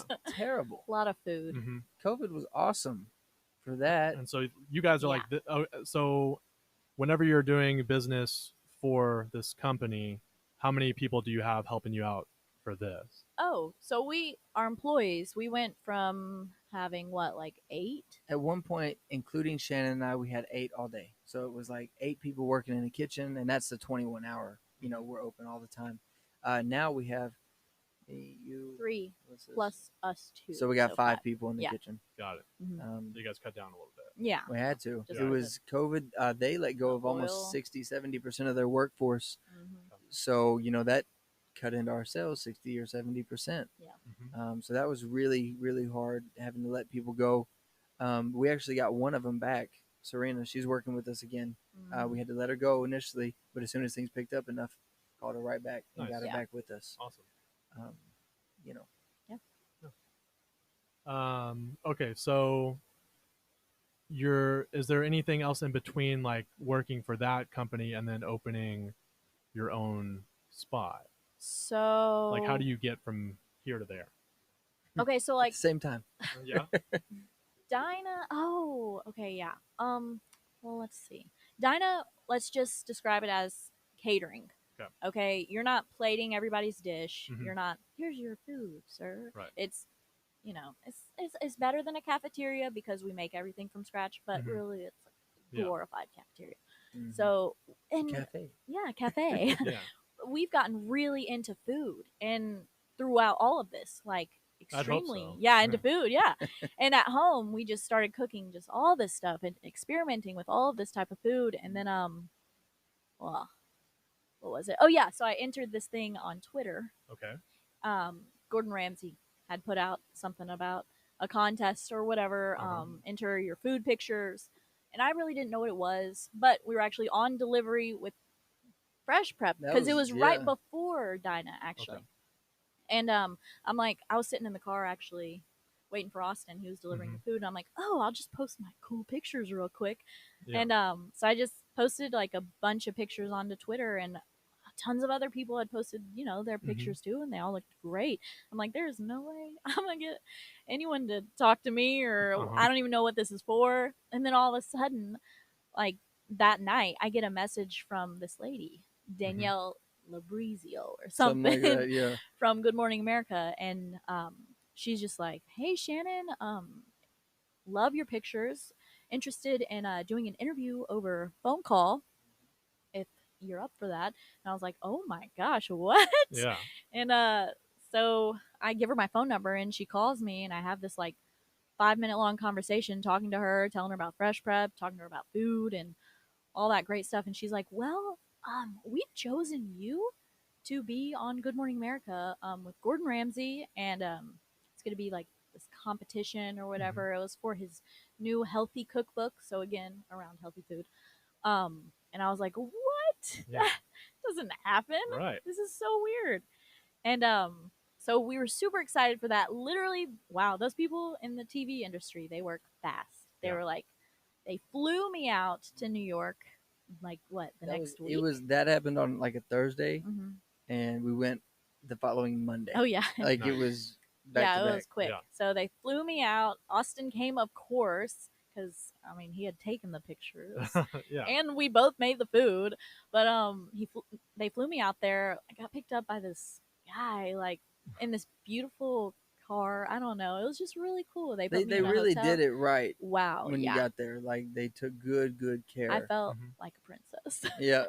But so I was on Good Morning America, and Gordon Ramsay was there, and Uh-huh. he was awesome. Yeah. We tried to not be like fan like, oh my Uh-huh. gosh, Gordon, I love you so much. No, we were Yeah. like, hey Gordon, Yeah. You played it Sup? cool. yeah, I'm Shannon. Yeah. Nice to meet you. Yeah. And he's like, well, what do you want to do one day? Like, what are your goals? And I'm like, Gordon, I want to be just like you. That's what I said to him. Oh Uh-huh. god. He's like, oh god. Yeah. Love like, it. but anyways, that guy, he's Yeah. awesome. It's the Yeah. real deal. He is. So I met my competition. That guy was really cool too. The TV industry, totally different. Like it was just crazy being Mhm. there. But I went on the show, and the rest is history. No, I'm just kidding. I won, I guess, and You guess? And yes, I you got know. a giant trophy at home. oh Yeah, gosh, you won. that trophy was obnoxious. Getting it back on the plane was the funniest thing. Yeah. Going So through dumb. security with this massive Gold Love trophy. it. It was ridiculous. It had like Love it. fruit on it and everything that kept falling off. I'm like, oh, gosh, it was so heavy on the show too. And oh my gosh, I'm short, Yeah. 5'2", and I was wearing boots with little heel on them. Mhm. These women and Gordon Ramsay and everybody there, they're like 6'2". Hey, Michael Strahan's on the show. I mean, dude, they're all massive. Huge. Right. And Gordon Ramsay, this trophy's like half my size. I'm like holding it on national television. I'm like, oh, this one time, I'm thinking in my head, this one time I'm on TV and I look like an idiot. And he was so cool. Like he was mindful of his environment. He took that trophy and he like placed it down very nicely for me, so I didn't look ridiculous. Oh, nice. Yeah, Super. Yeah. yeah. It was, Little things like I was that. like, oh, Gordon. And then I guess after the show, you know, it's Mhm. quick. It was Right. over just like that. Mhm. He had to go, you know, that guy, Right. he's busy. And I'm like, wait, Gordon, before you go, sign my book. Of Heck course. yeah. And I was like, no, please take a picture with me. So I Yeah. took a picture with him. I knew that would be important, right? Right. And he kissed my cheek. Sorry, Austin. Haven't washed it since. Nah, I'm just kidding. Yeah. I'm really not fangirling. He's a cool guy, whatever. Uh-huh. But so yeah, I guess Dinah had seen. That was or a big that was the marketing tool winning- for Dinah. Yeah, Mhm. that was the winning Like, thing, we're I going- guess, to get that contract. And that's the nuts thing about business to me is everyone thinks you have to know what's going on or you have to know exactly how to do things or there's this one specific formula and there is not. Or maybe there is, but it's not for us. Yeah. You know, we were going out of business. It's just funny how things work if you just keep working. Like if you will take the energy to deliver from Clovis to Fort Worth to get your money, if that's what it takes, that will make success because like we're going out of business with Fresh Prep because we're not getting any sales. We've changed our brand identity. We've messed up. We've screwed the pooch on that one. So now Yeah. but then all of a sudden she goes on Good Morning America. Twist of fate. And then Dinah Energetics emails us and we can Mhm. put that in the marketing in our proposal for them. Yeah. Yeah, It, no it- doubt. it all just lined up very nicely. Yeah. And that's all. I don't know. I get energetic about that I because mean, I know how much it took. Yeah. Even it if we was so much. look like we're failing or we're failing or are failing, who knows where we're Who at? knows? We could look back in 10 years and be like, I'm not what was failing going because on? Gordon Ramsay Yeah. follows me on Twitter. I mean, Oh, yeah. Instagram. And he's commented on my stuff. Okay, a couple of times. Heck yeah. I'm not fangirling, I swear. It's cool. It's cool. We got the hookup with Gordon, man. Yeah. Yeah. So you guys did all of that, Yes. and so now, like, kind of in the background, you're planning on opening your own place. Oh yes. Dun dun dun. We got bored. Well, Yeah? not even like Not that. Like bored. Dinah provided and still provides a great like way to go to a kitchen every day and work on the basics. You know what I mean? Like cooking rice. That sounds stupid, but if you do it every single day for 2 years, your rice is always good. You know what I mean? Our For rice was 60 people. I mean, we're Yeah. cooking, massive amounts of food. cooking in large quantities, and it's like a really good because we didn't go to culinary school. We're dropouts, remember? and Yeah, we did. and so it was just like our college is like going in and going to business meetings. I remember sitting down with Marcel for the first business meeting. He's the Who is senior Marcel? director of the Americas for this corporation. Mm. And I had never written a contract. I'd probably never read a contract. No. Okay, and I'm going in to discuss. I have no idea what a good deal looks like for us. Mhm. I have no idea. Zero. None. And we go in there and we just do it. Yeah. Like commit and make sure you're not going to get Oh, well, posed. y'all have heard of Joy Macarons, right? Yeah. Mhm. Austin's. Sitting, Yeah. Yep. Uncle Jason, he owns that. Him and Liz, that's their company, is Joy Macarons. And so before we went in there, going and being able to talk to him for 30 minutes at a little cafe, I guess it was in Fort Worth or Dallas. Yeah. We sat down and just talked for 30 minutes. He used to do business consulting in like California or something. Okay. He just put some little pointers on the table, like, this and that. And that's where we got the idea of the 50% match. So Dinah employee, let's say, Brad, you want to come eat with us. Yeah. You will give us $5. At the end of the month, I'll send an invoice to Dinah for $5. Got So it. it's a No $10 match. meal, but it's Yeah. to the benefit of the employee Okay. to have a cheaper Mhm. price. So that we have a good deal there. I just think that we need to work on really knowing your numbers. Like, where is my money? How is it being handled? What's being overspent on? What are our percentages? These are things that am just really getting into, and I'm still even haven't cracked the door. I know there's so much more that we don't know. Yeah. Yeah. But with that, we decided to start a restaurant. I love it. Might Yeah. as well, right? And so Oma Leen's. Oma Lean's. Yes. What does that mean? Oma stands for Austin's great grandmother, Okay. Oma Lee Dockery. Mm-hmm. But the lean comes from my mama, Waleen. Ah. So we're like, what's a cool name? Yeah. Oma Go Leen. with it. And we It want is- to do, this is what we're going to do. Southern Cajun food. I'm from Louisiana. He grew up eating it. I mean, It just, down home cooking. I don't know, but made from scratch. Like, that is everything. huge to us. And really what's become also very big to us is being sustainably sourced. Like, Yeah. finding local farms for meats and produce and everything. You're Mhm. supporting you could have a whole separate thing about sustainability, but it is good for the economy, the people who are local to your restaurant and the business itself, because you're putting out the best product. Yeah. If you can get vegetables that came out of the ground within 24, 48 hours, opposed to something flying across the country. 6 weeks. Yeah. you Yeah. know. For sure. But yeah, so Awesome. From a business standpoint, you got any? Or You guys just- sound like better marketers than cooks. Yeah, especially this guy for sure. You yeah. sound like It's maybe you're funny. I see the branding opportunity here for you all, and it seems like you're exploiting it to the max. But going back to, I feel like you were almost on a point of commiseration a second ago, talking about, like, I haven't even begun to scratch the surface of the data that we've kicked up. Like, it took these years of hoofing it and going back and forth from like Clovis to, Cleburne and all these different edge case scenarios to get you into this position where, like, the deferred spend from the cafe versus the employee, like, getting to that level of negotiation and understanding where the money is takes a certain amount of data being kicked up to get significant enough data sets to even know what you're doing. Yeah, And absolutely. but that's when that moment when you turn that corner Mhm. is so empowering, because suddenly, like, you're figuring out your own customer acquisition cost and like all the stuff that you're familiar with on your Facebook bid strategies,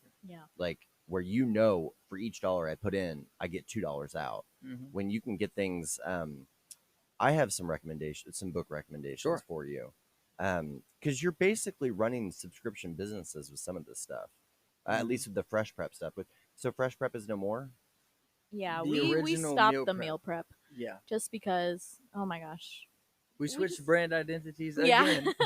That's what Dinah is. Yeah. It's under the Well, LLC. Of And FreshPrep and in Foods. all of this, more and more, it's gone from meal prepping to now restaurant. Mhm. We've just gotten so much more involved in the actual food part too. You know what I mean? Like, Right. we just are obsessed with cooking. I promise Yeah. you. No, I know. I Yeah. ate some of your food last week, and Heck yeah. it's delicious. Yeah. And then Oh you my see goodness. our Instagrams. It's just food. Like, Right. I don't know. Yeah, you live and breathe it. Yeah. Yeah. Heck yeah. That's wild, guys. Sounds like a wild ride up until this point. And sometimes I think the best preparation is just going in and doing it. Like, I think you can go to business school all day and maybe know about what all these acronyms mean in the contract. But, Yeah. you know, ultimately, unless you are like a JD MBA lawyer, you're going to kick it to legal regardless. You know, you're going to incur the hourly legal fee. Mhm. So focus on your lane and, you know, your own unique ability, which it sounds like you're both in love with the food. You definitely sound like more numbers marketing driven. Like, I don't know what the Oh, yeah. relationship No, split that's is there. definitely. Shannon, and that's I'm the thing not that we're in both that. is that's what we're both super into food, right? We both want to be cooking at this restaurant, but at the same time, I've always got to acknowledge Shannon for being better at cooking in general, being better at plating, being better. But then on the other side of things, I can kick ass at that stuff. Yeah, I look you at know? those Yeah, numbers And I and can I'm cook like, all right what? because you've got it. You're the business owner. You've got to be Let's able start to cooking. cook. Also, I'm gonna go make some dinner. She's Yeah. like, practice that's a my lot of plating. likes. Yeah. He's like, look at the conversions Yeah. column. Yeah. Exactly. And that's the hard thing is like as a business owner, like you do have to. What we found with Dinah is you've got to allocate time for yourself because what it can be and what we've had to figure out with Dinah and opening Oma Leen's now is it is a lot of strain on. You hear me? Yeah. It's a lot of strain on personal relationships at work with your coworkers, not just your significant other, and that's why we're like trying to take a step back. I don't really want to get. I don't know where this podcast will go, so I don't really want to get into what. But we're trying to take a step back and take more time for ourselves. Find to balance. Find balance. That's a thing that has been really big for me, especially, and you as well. I know balance lately is every morning I kind of wake up and think about balance.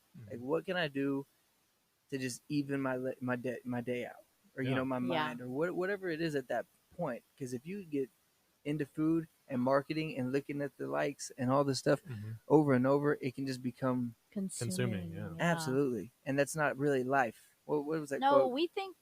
You're working to live instead of living to work, or whatever it was. I mean, it was like, wow. It's hard being entrepreneurs and business owners because you're living at the extremes of both like positivity and negativity, in that you're trying to look at your situation as accurately as possible. Like, Yeah. what's the worst case scenario that I'm looking at here over this quarter? And also, what's the opportunity that's at stake here where, suddenly we're on GMA, putting it into the proposal, winning new business. Like, what does the best case scenario and the worst case scenario look like? And it can, I feel like we just had a perfect example of it. Like, this is something I've tried to, the fear that I live in. And I'm not the sole business owner. I'm like an early stage employee. The fear that you live in, and also the burden that you're carrying around that other people don't quite understand, or maybe like Brad just accused me of downplaying his career choice. Not at all.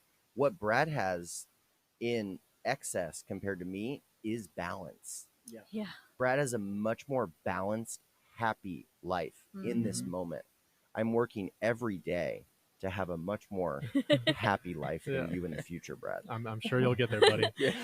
And I will share it with you as well. And you will teach me things. You get there, so then I can quit and we can do this full time. Yeah. We can say all the swears.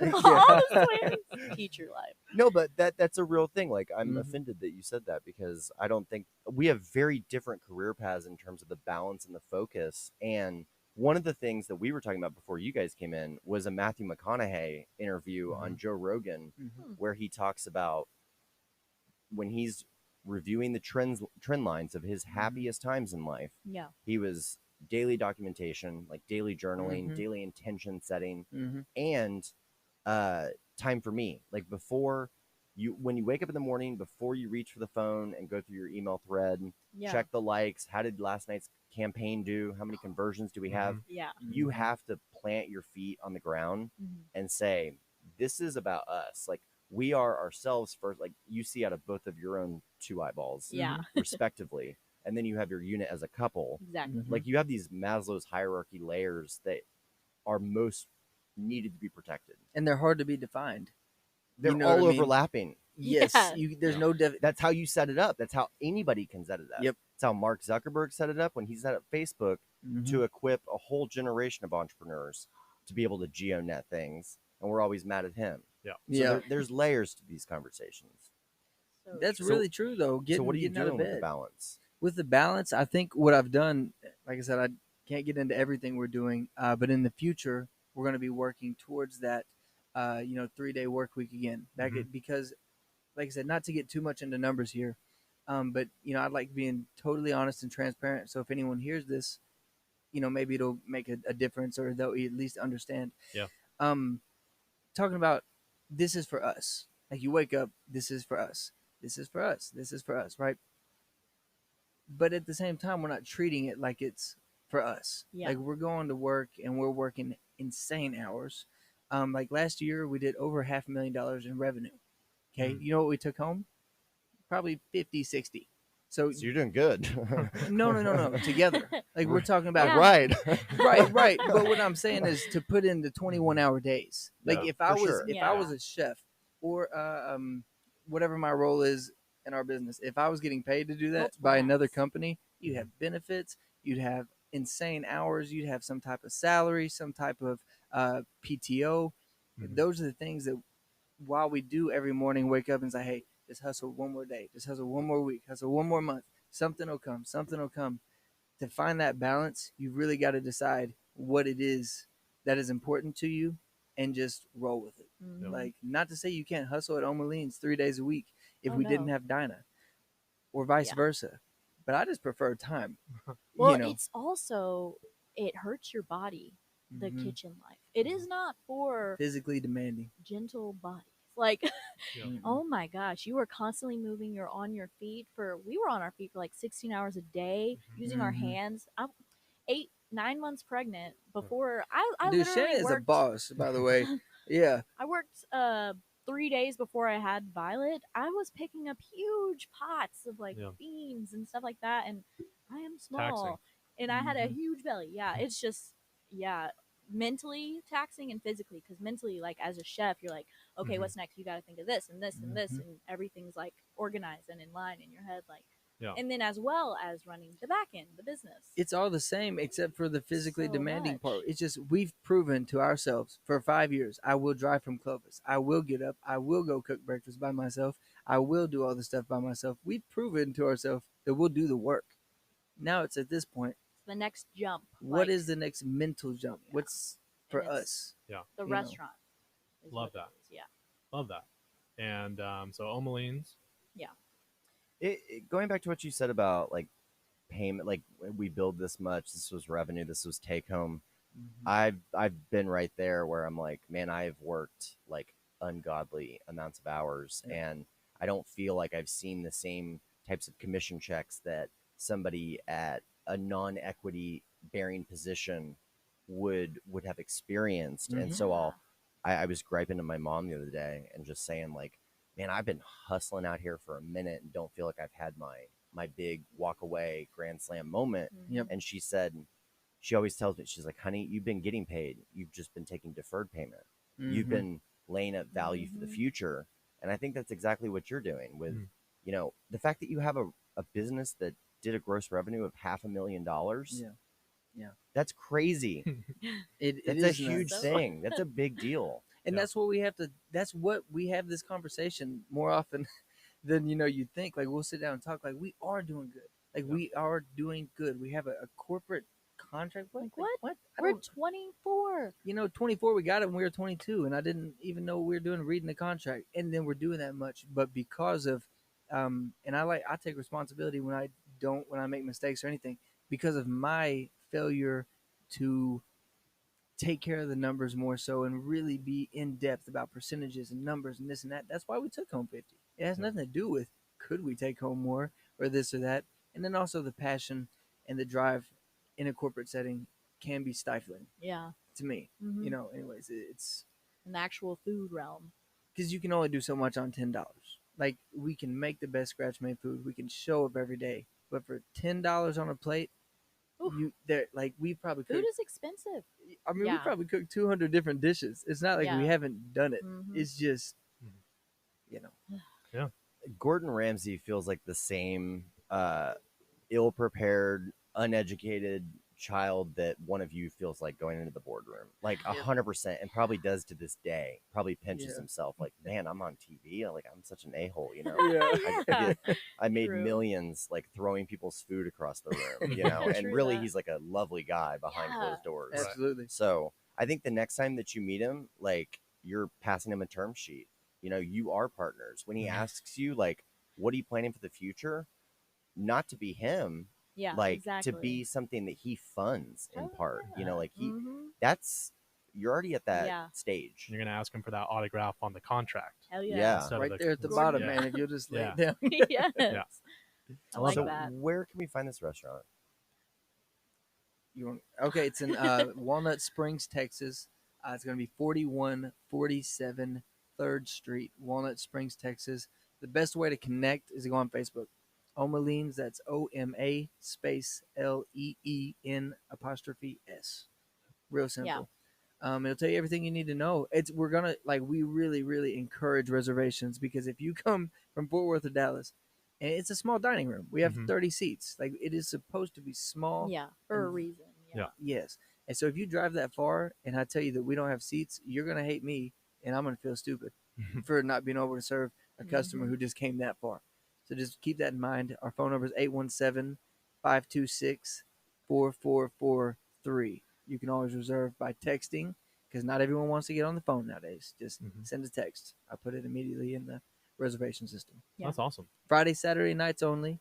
Mm-hmm. No, Friday nights, Saturday lunch, Saturday dinner, Yeah. Sunday. Moving into Sundays, but Lunch. Got it. 7-day work week. Right. So we're gonna balance Yeah. Yeah. There you go. somehow. Excellent. Yeah.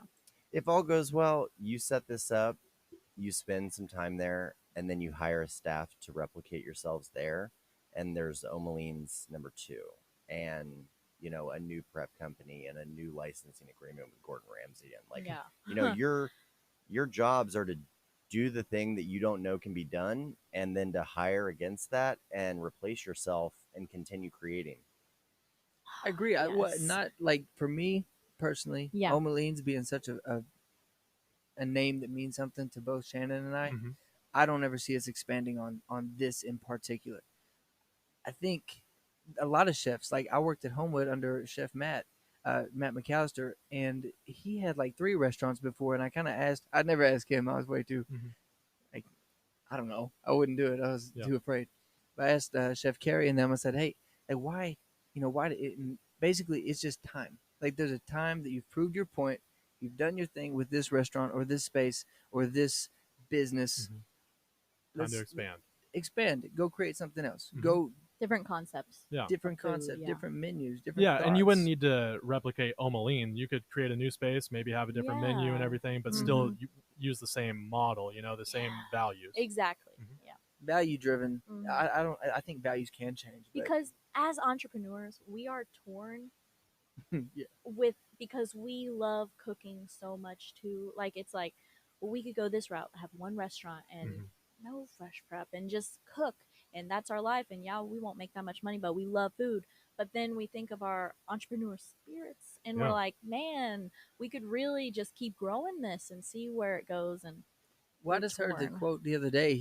And that's why I got in the numbers a second ago. We were listening to a podcast, and he was like, "I respect a business who brings home 120,000 and the owners take home 80, way more than I do someone who does $500,000 in revenue and the owners bring home 50." And when he said that, it was exactly what we did, and I was like, Yeah. "You're right. Yeah. You're right." You know, and it was all about the profit first model, which is a whole different subject, but that is a book that good we just book. ordered. Yeah. I'd like to read it because the podcast was the wonderful. podcast is great. Which book is this? It's called Profit First. Profit First. Yeah, and so you're going to take your bank and you make essentially 5 different accounts and you allocate your profit first. And what that's going to do is you profit in taxes first. Then after that, you just get scrappy because you have less to work with. You will. It's just like, what is the Parkinson's? Parkinson's law. yeah, if you have an hour to do something, you'll do it in an hour. If you have a week to do something, You'll do it. you'll do it in a week. Like a paper. Yeah. Right. stuff like Yep. that. So it's Mhm. the same thing with money. Do tomorrow. Do tomorrow. Yes, Yeah. do tomorrow. Yeah. Yes, exactly. Yeah. Same with money, yeah. Love mean, that. Anyways, that's just something to check out. I don't know. I'm really interested to get that book in. Yeah. And then your recommendations as well. Yeah, man, I'm gonna be sending you a couple, Cool. and I'll definitely be connecting with y'all on social media. You want to plug those socials one more time before we get out of here? Yeah. You can look us on Facebook, Instagram. I'm sure there's ways to market on the other ones. Those are the main two. That's Yeah. just where we just thrive, I guess. So Oma Leen's OMALEEN''S on both of those outlets. Anything else they can reach us on? You can go to omaleens.com. Oh, yes. There you It's our go. I was website. looking for the .com. I was like, Oh, when does that yeah. happen? Heck yeah. That's awesome. You guys are. This is fun because you have fun talking about it. Like Mhm. you're geeked out about this, and True. it's just refreshing because like some of your peers just don't care about anything. Mhm. You know, Yeah. they just don't. They're in a different brain space. They're thinking about. They don't have people's livelihoods resting on their heads. Yeah. It's exactly. tough, honestly, knowing that you've got to make the money Mhm. to pay the employees, not only ourselves, the other 6 people who work with us. Oh, yeah. Yep. You know, they've got children, they've got families, and they have to come to a place that they respect their work. Like, Yeah. who wants to go to a job you don't like? You have to manage Oh, people's gosh. emotions. We didn't even, and we won't get into it, but Yeah. I'm just saying, like, 22-year-old bosses. And the first people we hired were It just wasn't the 50-year-old right fit. women. It wasn't Yeah. the right fit. Bad choices. It on was our so end. bad. Yeah. Sounds like we could hear more about that another time. We'll include this Season HR 2. episode on Patreon. Yeah. coming Oh, soon. yeah. One of those HR. bonus Oh, episodes. Word. Well, appreciate y'all coming by and Heck yeah. Brad for Yeah. setting this up, and Honestly. I'm looking forward to making my reservation at Walnut Springs, Texas. Where the heck is that? It's going to be about an hour. You could probably from right here in Dallas, you could get there in about an hour and 20 minutes. So it's a little bit of a drive, but it is a location. Like you are going there to eat. Yeah. Nothing else. you Got know. it. And that's what, Walnut Springs is too. It's it's not just supposed to us be- bringing it. Mm-hmm. They've already they have like an entertainment district, and it is different. It is not Dallas, but it's so cool. It's unique, and our building is old. It's something you just 100 won't years find old. anywhere Yeah. else. Like they've got the Rattlesnake Ballroom across the street, and it's like this old dance hall, and it's they've got a liquor, full bar. Mhm. Then next to them they've got Blackie's Bait Shop, and it's a steak shop or a steakhouse. So every Friday and Saturday nights they only do steaks, Mhm. which we won't be doing because that's their lane. There's enough people to go around. Come out and eat with them Friday. Come eat with us Saturday. Nice. A lot of people have land and Oh, yeah. homes down People there from that Dallas and Fort Worth, they all have these ranches out there and everything. so they need somewhere to eat Yep. 2 nights a week. It's good food. Yeah. And Yep. so that's kind of the play. It's not a normal restaurant relying on No. foot traffic. Yeah. It's different. Reservation.